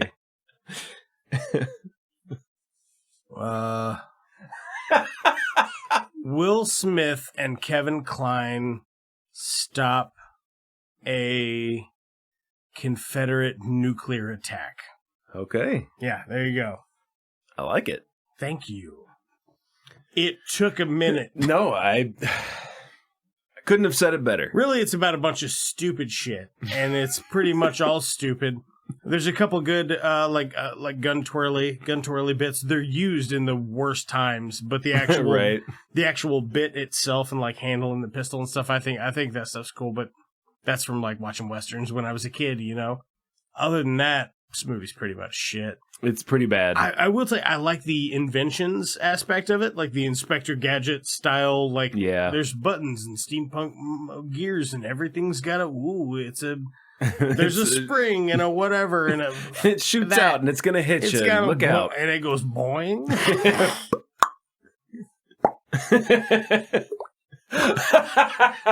Nailed it. You got it. That's nice. Why haven't I heard that? I don't know. Because I have like I have like a 30% success rate with the water drop. that was pretty fucking sick. That one worked great. Yeah, that one was good. Yeah, that's pretty much it, man. I don't have a lot to say, like dig into story wise, because it pretty much is just Will Smith and Kevin Kline.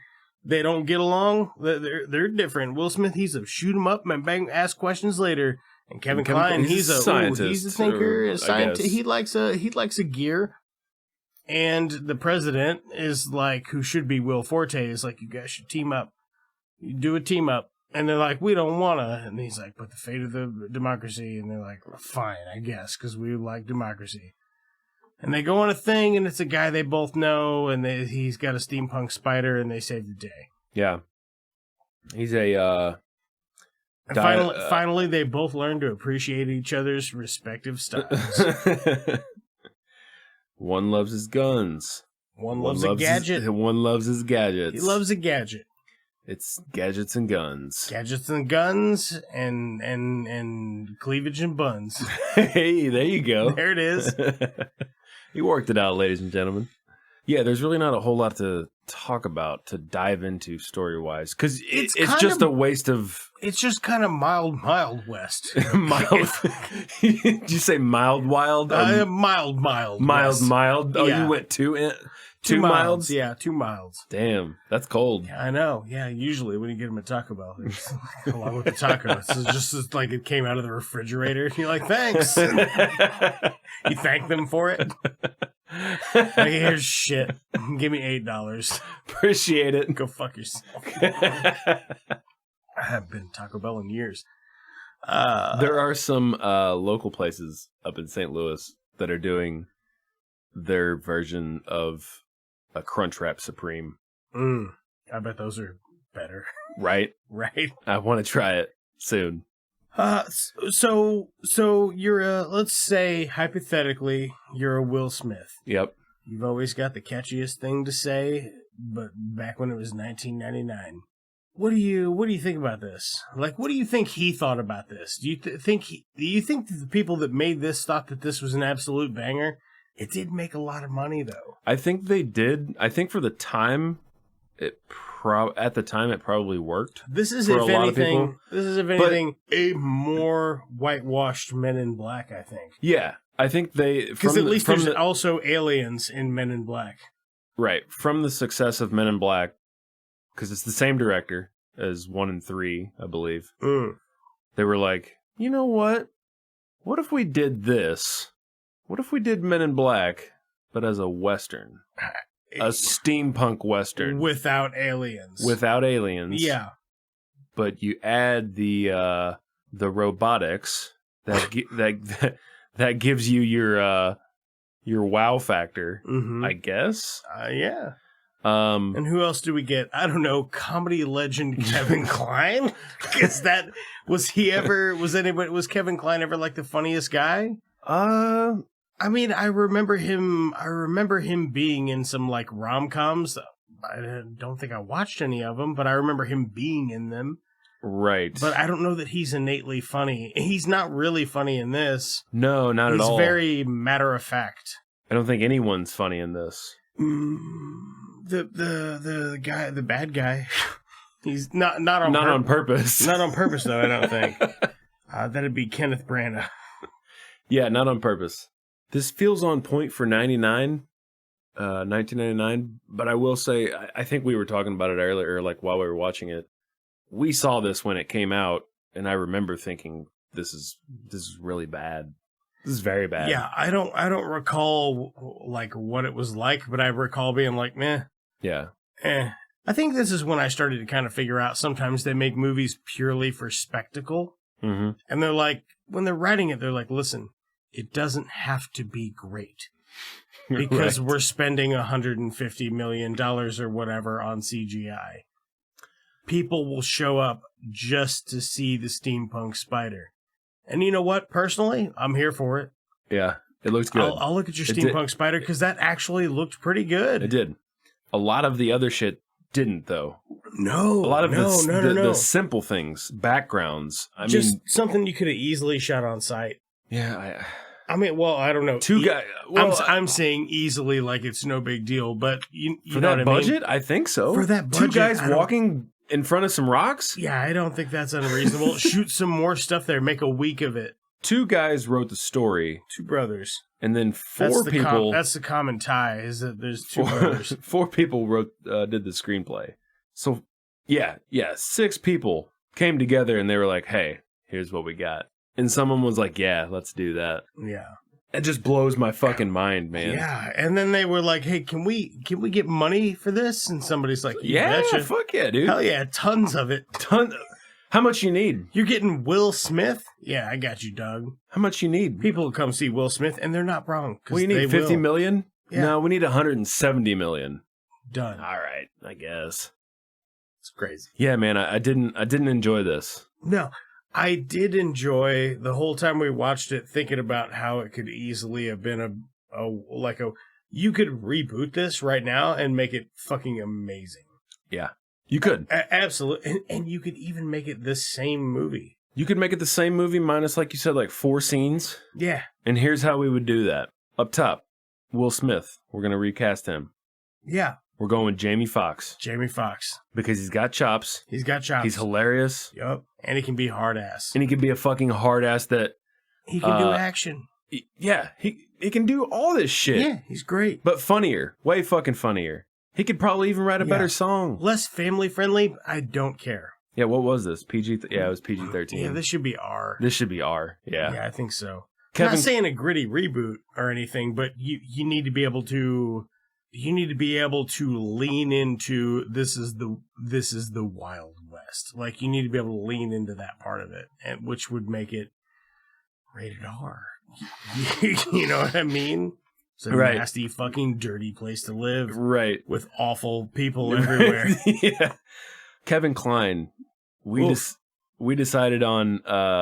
Originally, we were thinking Will Ferrell, but then you brought one up. So we actually... Yeah.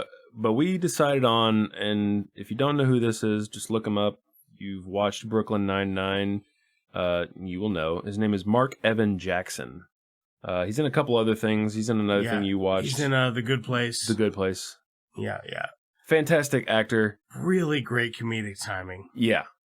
And I feel like he would be perfect for... He would shine. Yeah. And as that role of the Kevin Kline character. Right. Kenneth Branagh. Kenneth Branagh? Yeah. So who'd we get for that? Will Forte. What? I thought that was going to be the No, president. not Will Forte. Paul Rudd. Paul Rudd. Kenneth Branagh was the guy that had like his lower half blown off in the war. Yes. And he's in a steampunk wheelchair. Yeah, he's in a steampunk wheelchair. Everything's steampunk in this. Oh, fuck yeah. This movie is all about a penny farthing bicycle and very tiny glasses. That's the general vibe here. Penny farthing bicycle, very tiny glasses. That's it.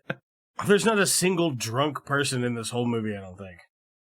Is there a drunk guy? I don't think there, yeah. There's a weird theme of like, they're doing this weird through line of, like we were talking about the like Bugs Bunny dressing up as a woman. And like the male character being like, whoa. That, like they do that like three times. Is it two times? Two or three times. Yeah, you're right. Because Kevin Kline does it in the beginning. Yeah. Oh, and then there's a scene where he's like, check out these prosthetic tits I made. And then the train conductor, one of the guys on the train's like, I fucking knew it. And that guy is going to be Will Ferrell. Oh, yeah. The actual train conductor guy. That's going to be Will Ferrell. That'd be a great walk-on cameo for him. He could shoot that in a day, just pay him fucking whatever for the budget. He's in like 5 scenes. Who cares? He'd be like, oh, go hang out with Paul Rudd for a day. Oh, yeah. We've got Salma Hayek.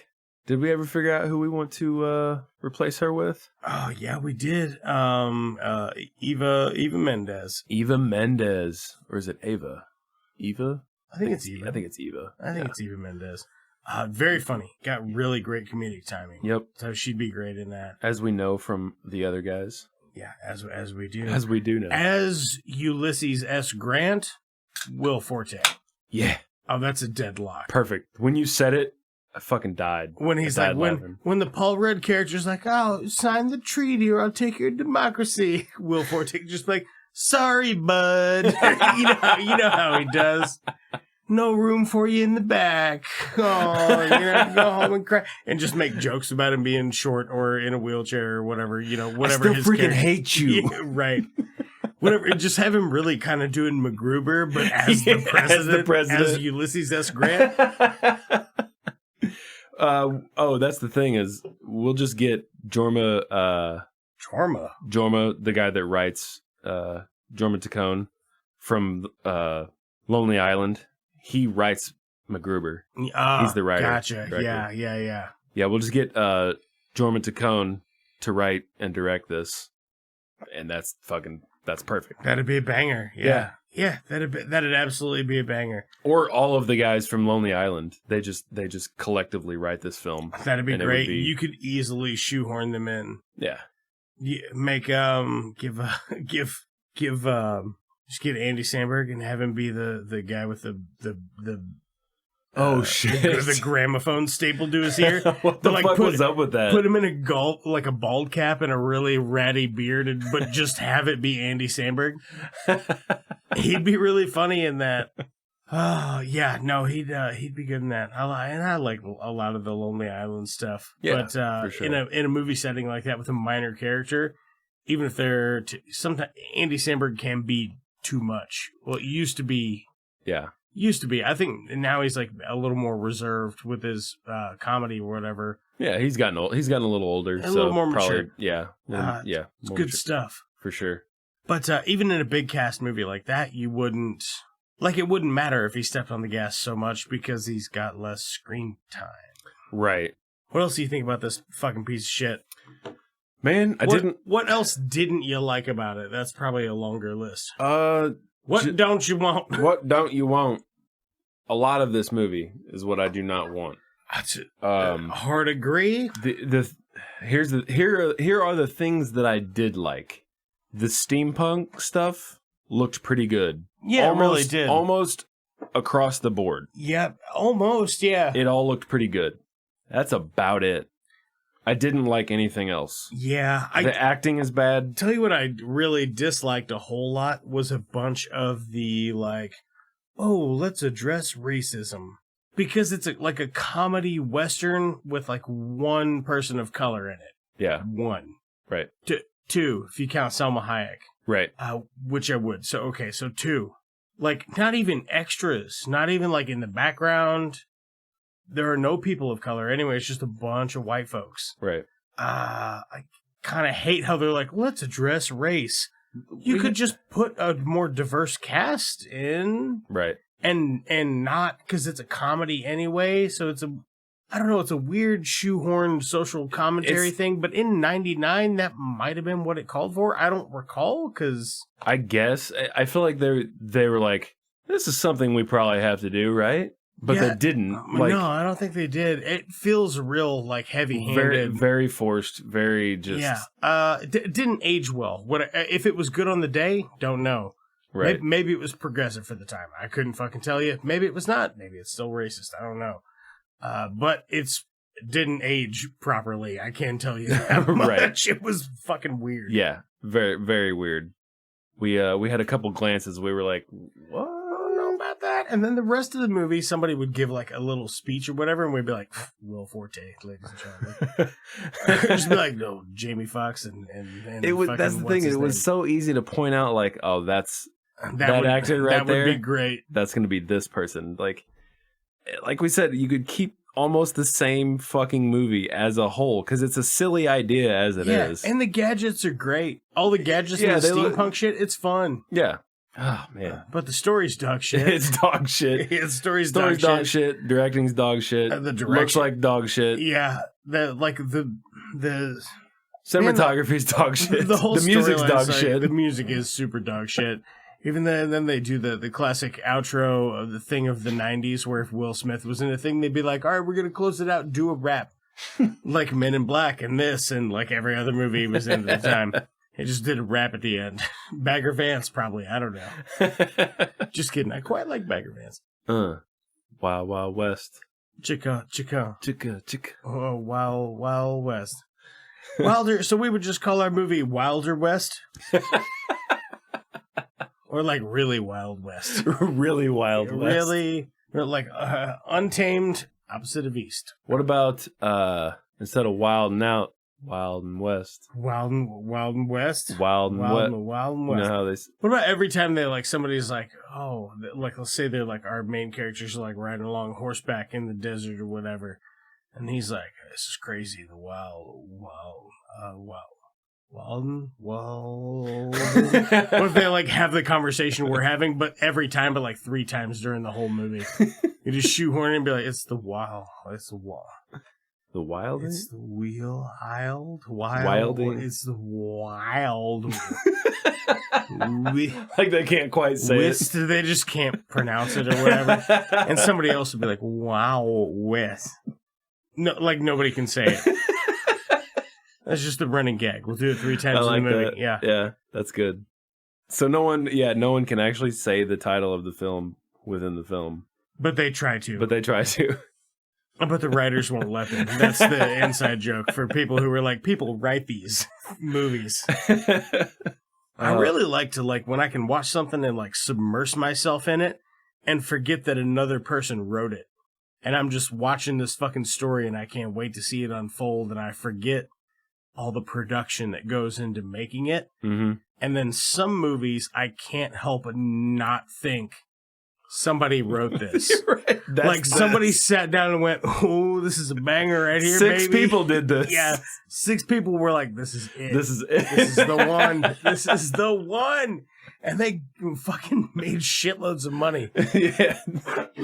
And it blows my fucking mind. Right. It's crazy, man. It's crazy. No, we should really get into fucking writing. We really should. Because our movie's better than this. Our wild. Because we understand how comedy works. Our wilding. Even subtle short callbacks can work. Our wilding. This could probably be in the movie. That thing, you like that thing? Yes, that's it. I'm holding a device. See? What else can we say about this? I mean, we got a bit of podcast still to go. Well, Can you really go anywhere else with the Wild Wild West? I mean, I don't think you can. there's a lot of green screen shit in here that just is stupid. Like the train sequences, they look like toy trains. Like a lot of them. Yeah. Not all of them. No. I think they had a few scenes where it was an actual train or a prop. There's like 3 weird green screen bits where it's just the 2 main characters just walking, but for some reason it's green screen. Yeah. And that's why we were saying, like, why can't you just shoot that wherever you are? For the budget for this? That's crazy. Yeah, you absolutely could fly out to fucking Arizona for a day. No, just do it wherever you're at. Right. You're clearly in some sort of desert, I would think. I mean, we could look it up to see where they shot. Could all be fucking Hollywood sets, man. I don't know, baby. Yeah, I guess it could be. Filming locations. Idaho? Are you fucking serious? Just shoot the rocks. Yeah, right. Not with a gun, with the camera. No, yeah, with the camera. Arizona. This makes sense. California. That's what I was saying. Fly out to Arizona for a day. Utah. Like, they... Just point a camera at some rocks. God damn it. And walk in front of it. And have the camera... All of those states have rocks in them. All of them. I guarantee Big ones. It's big ones. We have a place called Elephant Rocks. You could have came here. Yeah. Could have came here. Well, nobody would have bothered. It's the Wild Midwest. That's what we'll call it. The Wild Midwest. Oh my God, that's it. All right, this changes everything. So what's the plot then? Oh man, they're just how about what was that other actor's name? The guy that you picked to replace Kevin Kline? Talking about old Mark Evan Jackson. Mark Evan Jackson is a health inspector, and Jamie Foxx is also a health inspector. Exterminator. There you go. He's a health inspector exterminator? No, he's just a regular exterminator. Okay. Like he'll just kill people. No, that's a Terminator. Oh, he's a Terminator. Even better. It's great. And they gotta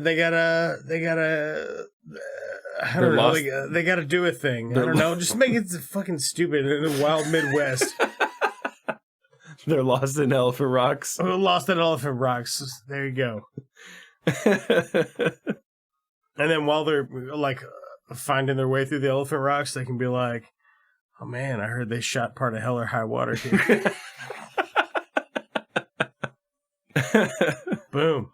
That's a super callback. Super callback. Same episode callback. I don't really have anything else to say about it though. So I don't really either. Play that sick ass clip.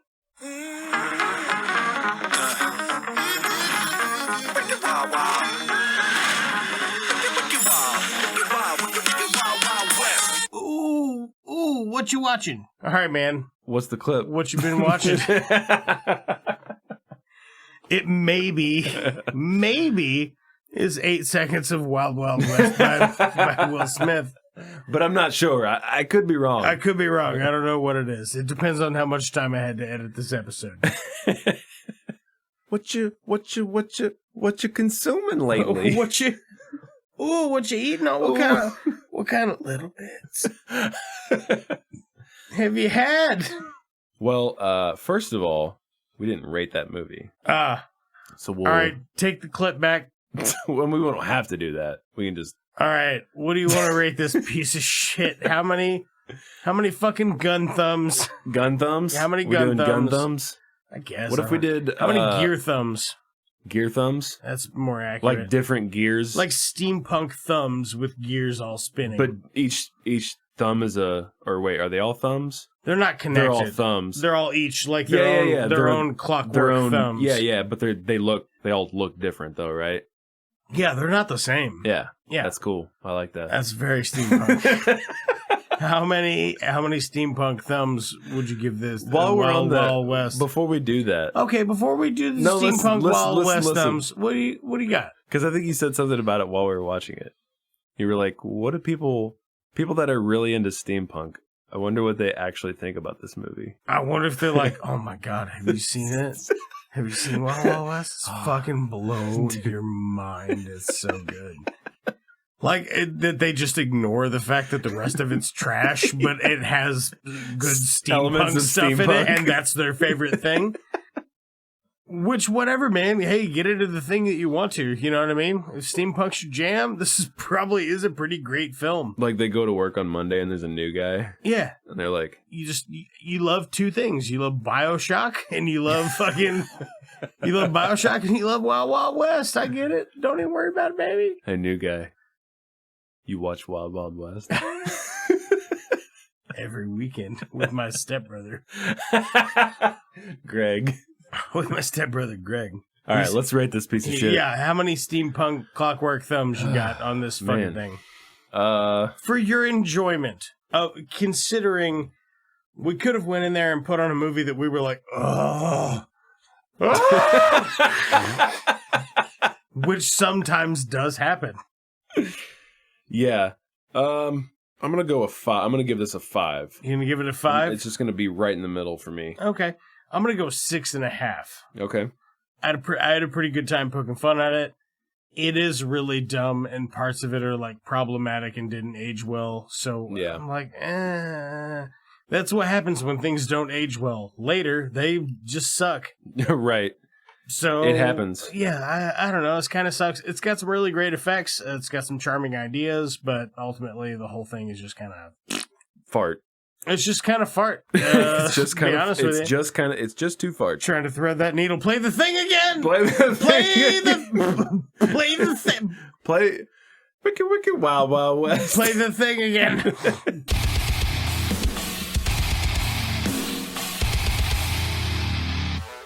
Hey, what you watching? All right, Birdman. What you consuming? Yeah, what you eating? What you eating on? Damn, boy, what you been eating?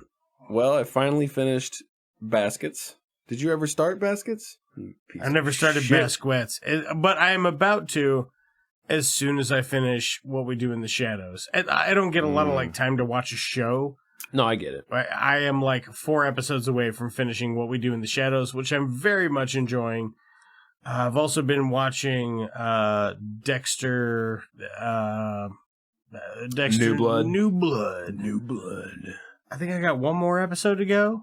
I think I got one. Okay. I'm enjoying it. There was an episode or two where I was like, what is this trying to do? Like, is it trying to like flirt with the first season? It's not. It's just like, imagine that this was just the next season. And it's pretty good. That's weird.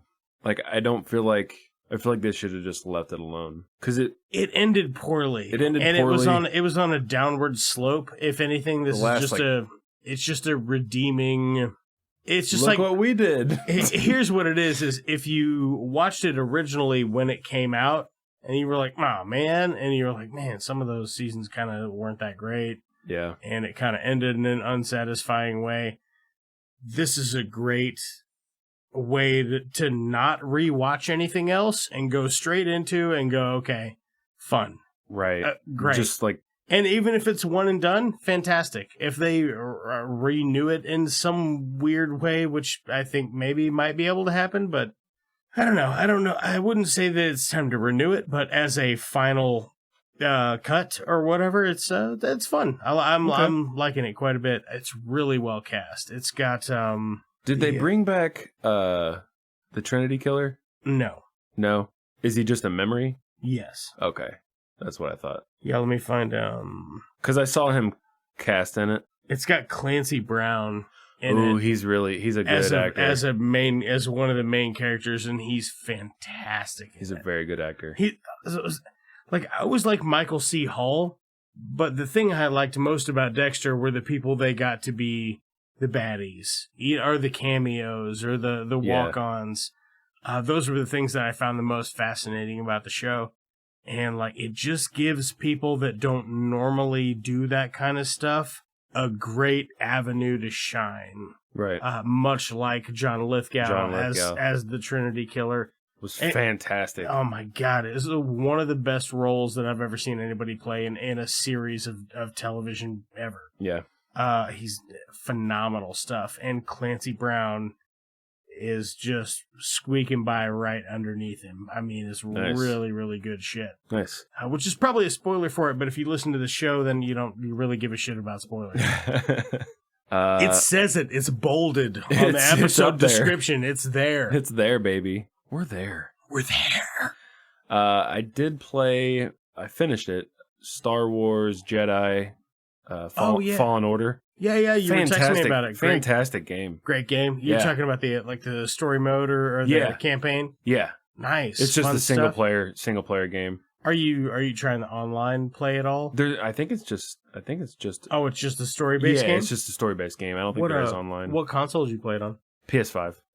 PS5. Yeah. Nice. Oh, yeah. I have been playing a very unhealthy amount of Diablo? Of Animal Crossing. Oh, okay. I thought you were going to say Diablo 2. Nope, Animal Crossing. My island is fucking sick, though. And now I'm at the point where, I don't really need money for anything anymore. So when I do get on, I'm just walk around my island and I clean shit up and then I go fishing. And it's so relaxing. Yeah, it really, I can see really, that. really is. I played it for a while. Or wait, did I play Animal Crossing? No, I think I borrowed it from you, but I don't know if I ever started it. Yeah, I thought you borrowed it from me for a long time and forgot you had it and never played it. That's what happened. Yeah. Yep, that's me.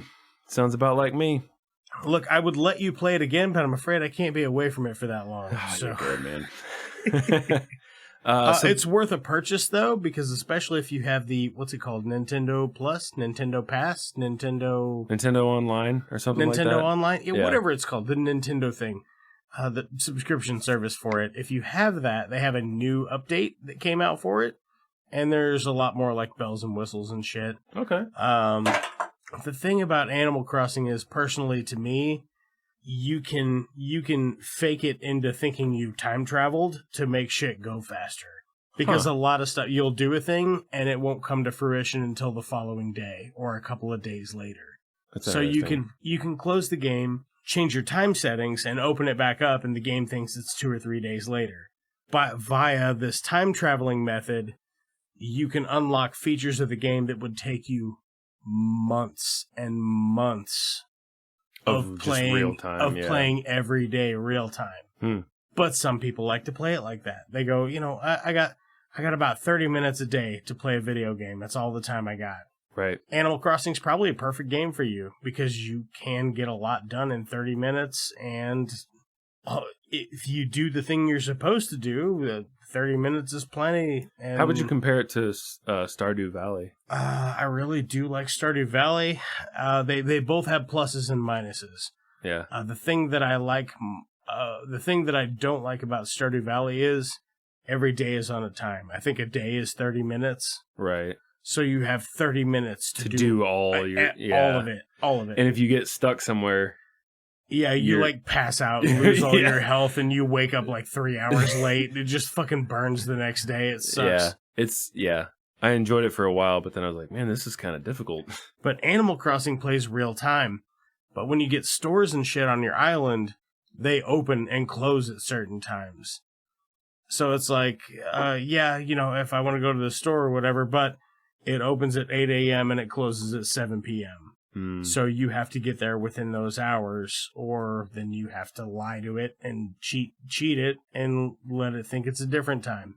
Huh. So I don't know. That's really the main thing about it. But once you get so many tasks completed, all your shit's upgraded, and you just fucking enjoy your handcrafted island and your cool weird neighbors and do whatever you want.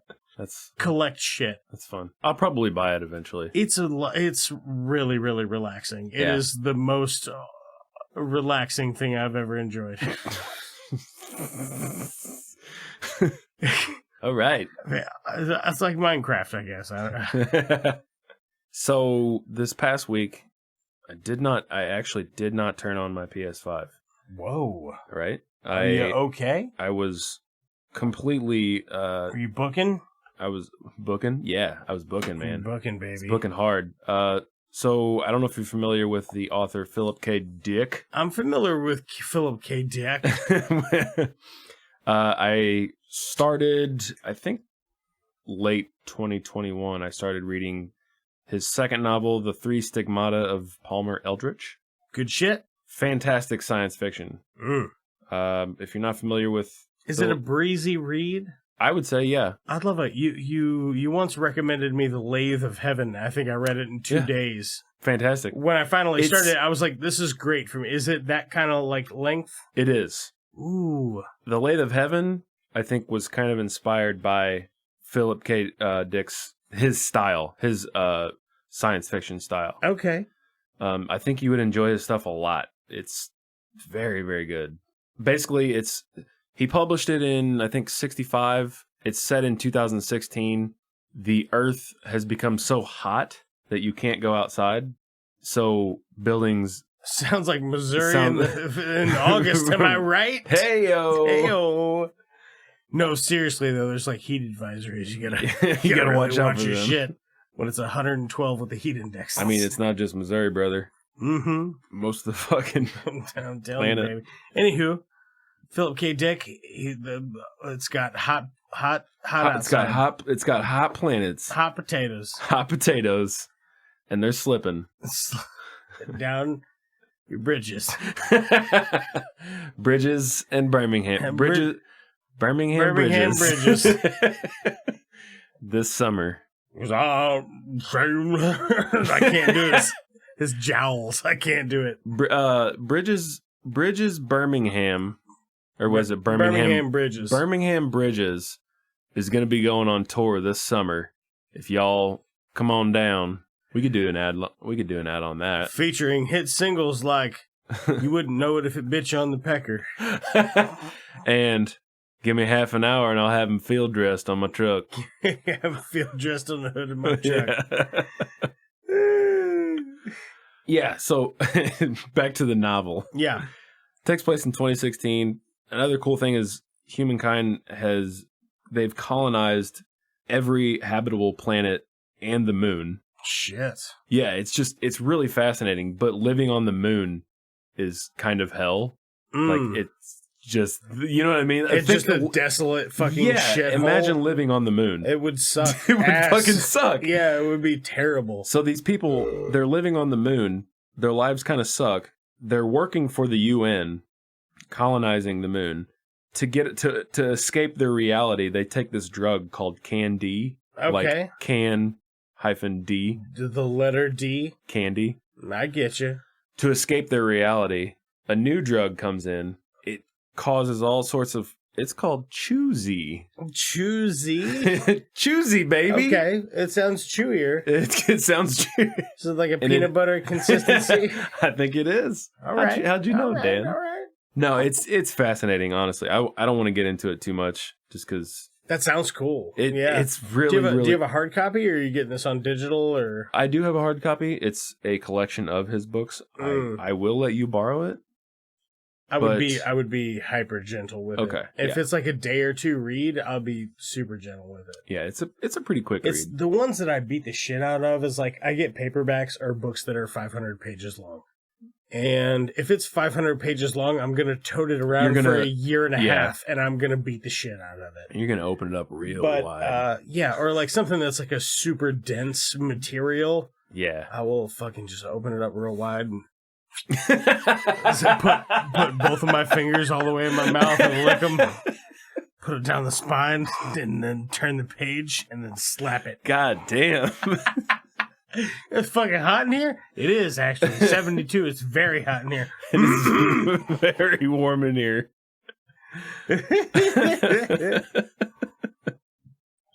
What else you been up to, brother? What else have I been up to? I started reading some more of The Drunken Botanist by Amy Stewart. I picked that back up.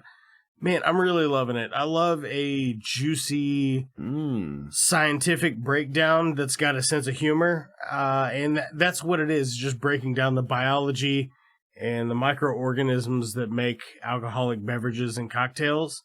Like the difference between like different types of barley, like genetically speaking. What is the difference between 2-row and 3-row? Right. You know what I mean? Like, what is the difference? What is it? Yeah. And that's it. It's just like a cheeky explanation of it, and then how the fermentability works, and how the plants populate, and how how the harvest is acquired and why these things are more desirable in different ones for different things. It's quite fantastic. I'm not a tequila guy. Yeah. But I learned so much about mezcal and tequila that blows my fucking mind. And I really would like to try mezcal. It's like raw tequila, essentially. Okay. Did I ever let you borrow A Short History of Nearly Everything by Bill Bryson? No, it's actually on my list. I have it. On my book list. Books aren't for lending. Like, if you don't want to own it, I would gladly take it off your hands, and someday I would read it. It might be 5 years from now. Yeah, you have a book of mine. I'm sure I do. It's probably right over there. Yeah, that's what I'm saying. Like, I'll let you borrow this other book, too. Mm. I'm not going to read it anytime I forgot soon. you. What book did you loan me? The Crying of Lot 49. That's what it was. Yes, and which is a fantastic book. I'm gonna stop reading. No, you don't have to. No. Don't tell me what to fucking do. I'll stop reading The Drunken Botanist by Amy Stewart, and I will start reading The Crying of Lot 49 tomorrow. You're getting there. You're getting there. It's too full. That's it. You gotta. It's not working if you're not. If it's not in your mustache and your beard, and If it's not all in your mustache and beard it's not working. and pubes. Hey, next time I will bring a short history of Nearly Everything by Bill Bryson. It is fantastic. Yep. That's what I hear. That's what my mom said. Funny. Like, you were Yeah. telling me about it, and then like 2 weeks later, my mom was like, "You ever read The Short History of Everything?" And I'm like, "No." Mm-hmm. She's like, "You'd love it." I'm It's like, so funny. That's what Birdman said. You and my mom are like the Soulmates? no. Hey. Back off. Easy, Tiger. No, just like you guys have similar taste in a lot of stuff. Not Yeah. everything. Clearly, because nobody reads as many books as Tammy. Man, I wish I could read that many books. You can when you're retired. I have like 15 to 20 books on deck. And I can't stop fucking buying books. Like, I'm like, all right, you don't need to buy any more books. Take a breather, man. Take a breather. You have enough. Yeah, oh man, if you ever need a palate cleanser, and this is in retrospect, having finished Watchmen, I wish I would have read it as a palate cleanser along with something else. Like, do you I wish mean? when I was reading like a big thick book that I would have been like, oh man, I'm starting to get fatigued from this shit. I wish I would have just read. have read one book from Watchmen. And then went back to my original reading material, just used it as a palate cleanser, because I think that's real. I think that's part of my hesitation with it was it's so fucking dense. And I'm not a heavy reader anyway. So for me to sit down and go, okay, I'm just going to read this book. Watchmen is like dense? I've read The Walking Dead, several books of The Walking Dead that are as thick or thicker than Watchmen, and breeze through them in like 4 hours. You cannot read Watchmen in 4 hours. It's dense. Okay. Like it's a big book. Right. I mean, that's how a lot of, like, The Crying of Lot 49. Mm-hmm. It's a small book, but it's just incredibly dense. Yeah, I'm down with that. Like, but that's what I love about, because Thomas Pynchon, that's his shortest novel. All of his other shit is like between 400 and 1,000 pages, which is insane. That is fucking crazy. Yeah. Yeah. I'm looking for another textbook to start reading at some point. I've got three more on deck, and then I've got 3 short things, and I think I am going to start peppering some comic books in between as like a palate cleanser and see how that treats me, instead of trying to read a comic book in one run. Yeah. Because I actually find myself more interested in more dense things. Well, like, I read The Bicameral Mind by Julian Jaynes in a year, and I also read a comic book in a year. So, like, one of them's a thesis, and the other one is a cartoon. Right. So, and like, I don't know, I feel like I did like it, though. There wasn't anything about it that I wasn't interested in. I didn't think any of it was a slog. It was a lot of fun, but I'm looking forward to digging into some new stuff this year. Yeah. My plan is to read a lot this year, so we'll see how that goes. My plan is to visit some classic and highly revered film. Okay.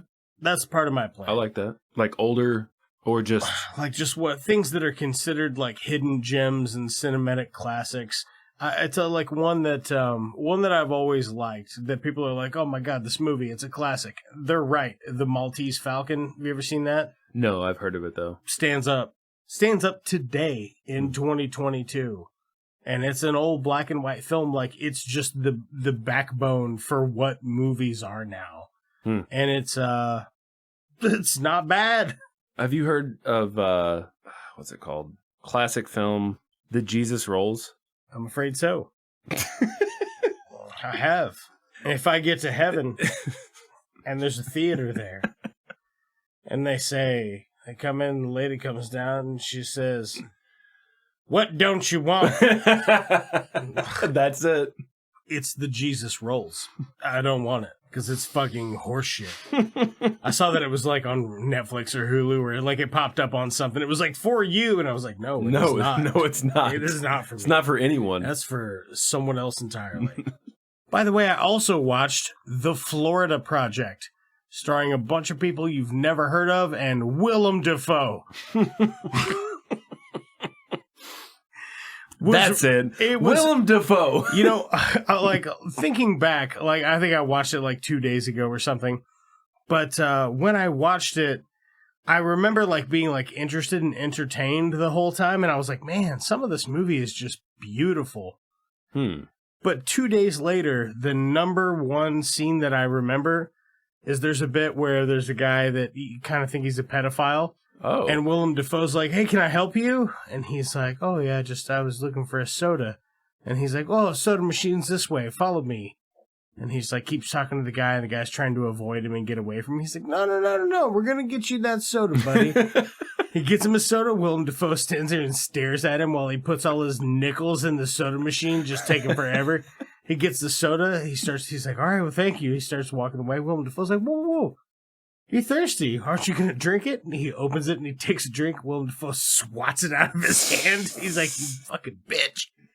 What is this called? It's called The Florida Project. Really, Willem Dafoe is the best bit, but it's not about him. But I would say he's like one of the supporting actors. Oh, this is in my watch list. Oh, it's good. It's good. Yeah. It's one of those movies. While I'm watching it, I'm like, why did someone make this a movie?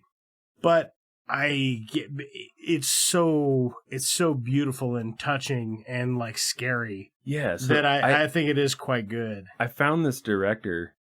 So the director is Sean Baker.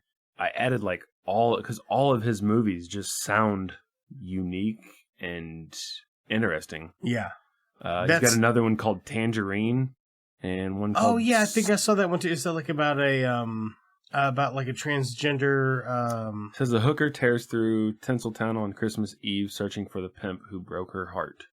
That sounds cool. Yeah, I'll check that out. It's got great reviews on Prime, and he's got another one called Startlet. Startlet? Yes. Okay. Okay. Oh.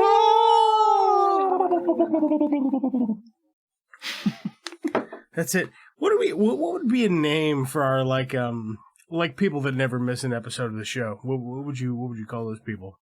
Like weekly fucking loser. No, I'm just kidding. You meet somebody at a party and they like throw down a show reference and you're like, hey, are you a fucking loser? You know what I mean? How would you identify one in the wild, you know? Are you a fucking loser? Oh, yeah, man. Are you? Yeah, absolutely. Fuck yeah, bro. Oh, yeah. I'm the biggest loser there is. Fucking, you're just like, oh, man, what's up with you? Oh, it's nice to meet you, man. So, what you been, what you been watching? Just a couple bad movies. Do you have something that's not offensive that you can say to a stranger? Oh man, someone that listens in to It's Just Two Movies all of the time, every time. I don't know. Hey man, you throw a lot of empty cans into trash cans. Hey man, you telling me you trash can't? Yeah, I don't know. That's a tough one because our name doesn't really like. No, we need to. Are you a just two movies head? Yeah, right. Like that sounds fucking stupid. Shit. Are you a? You know, if you think of a good one, write us at it's just two movies at gmail.com. I bet you won't. Twitter, Instagram. I'm daring you. I'm not doing a bit. I genuinely would like you to think of one. So think of one and let me know. We'll use it like forever. Right. It doesn't have to be good. It just has to be better than it's just two movies head. By the way, do you awful. guys still like how we rate movies? Like it's a thing. It's just an object from the movie. Yeah. And it says thumbs. Does anyone like? Is that still cool? Is that funny? I don't care. It's different, which is all I care about. That's it. It's literally the only thing that sets us apart from any other podcast with like two probably white people just talking about movies. Yeah, that's it. And drinking specifically. Oh, a lot. Yeah, there's a lot. I had a lot. A lot to I see. had a lot. What else do you got? You got any jams you got going on, or jams? As far as jams go, the two new Animals as Leader songs. The album's not out yet. Oh my god! I watched another movie. Okay, I forgot because it's been 2 weeks since I recorded. I didn't record last weekend. I also watched The Last Duel. Oh yeah, you told me you were going to watch that with Adam Driver and Matt Damon and Mark Danon. Ben Affleck. Mark Danon. Mark Danon might be in it. That's Matt Damon. Oh, okay. I'm doing it. Oh, I got you. It's fine. You doing a bit? Are you a bit? Are you a bit upset about that? Are you a bit baby? Is that what we call our listeners? Ben Affleck is in it? Bit babies? Ben Affleck is in it? Yeah, Ben Affleck is in it. In The Last Duel? The Last Duel. I did not know that. No, it was great, man. I really, really liked it. It is a historical account from 3 different perspectives of the same historical event. Jodie Comer is in it. Yes. Is that how you say her last name? Comer? I think so. That's my best guess.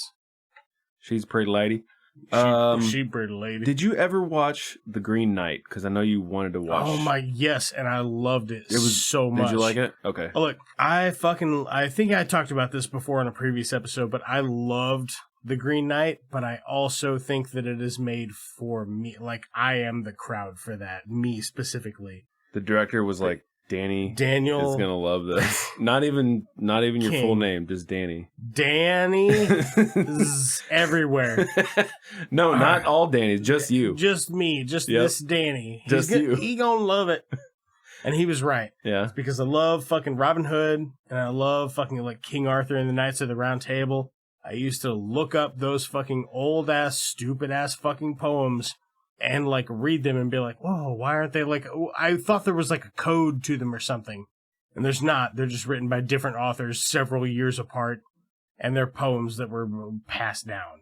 But I love the lore of them. I love that somebody else a long, long time ago built this universe of science fiction and was like, oh ye. Hear ye, come hear ye on the tale of Arthur Pendragon. And people were like, oh, fuck, I ain't doing. I'm just walking around and cow shit. So yeah, sounds great. I'll check it out. Yeah, man, I fucking love it so much. And it is just an Arthurial legend plucked from the books. They do a little mix and match. They kind of make it their own, but that's how all the Arthurial legends work. Nice. And I loved it a bunch. I could see why people had problems with it. But I think the problem that most people had with it made me more tickled than anything. Because historically, a lot of old stories have a really abrupt and foreboding ending rather than a satisfying. Something satisfying. Yeah. So he directed that same director did A Ghost Story. Did you watch that? Yeah, that's a good flick. Okay. I didn't know it was the same director. I recognized his name, but I never did look it up while I was watching it. Yeah. Actually watched it twice, and the second time I had Alicia watch it with me, and she even enjoyed it.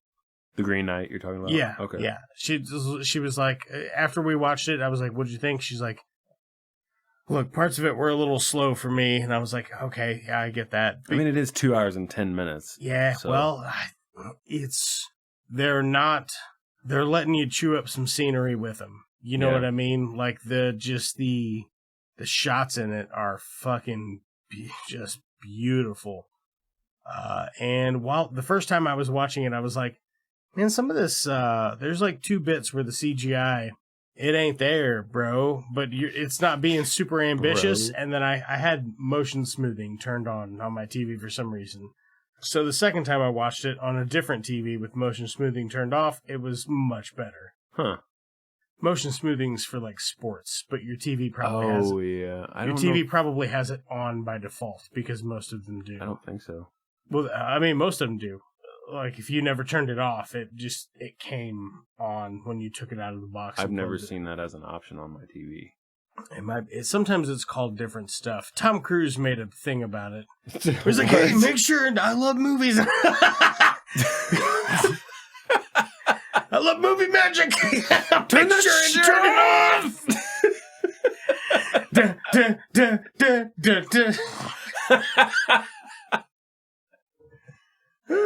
At the end of one of the movies, that's it. At the end of our Wilder West movie, it's just Jamie Foxx takes his mask off and he's Tom Cruise, proving that everybody in the film was white the whole time. There it is. Got him. Made fun of you, Hollywood. Burn. Balls in your court. You've yet to make fun of me, probably because you don't have time to, so it's fine. Living well is the best revenge, I suppose. Sometimes a blind pig finds the trouble. That's right. Tell you what, you wouldn't know a bad movie if it crawled up your pant leg and bit you on your... You guys aren't going to start sucking each other's dicks, are you? Let's call that gold talk for a one-eyed Batman. Can I make a suggestion that doesn't involve violence? Or is this the wrong crowd? Maybe we should call in a bomb threat to Houston. I think it's free beer night at the Astrodome. The Jedi, Bob. We don't fight with guns, we fight with our mind. Cousin businesses are booming. That is one big pile of shit. Jog on.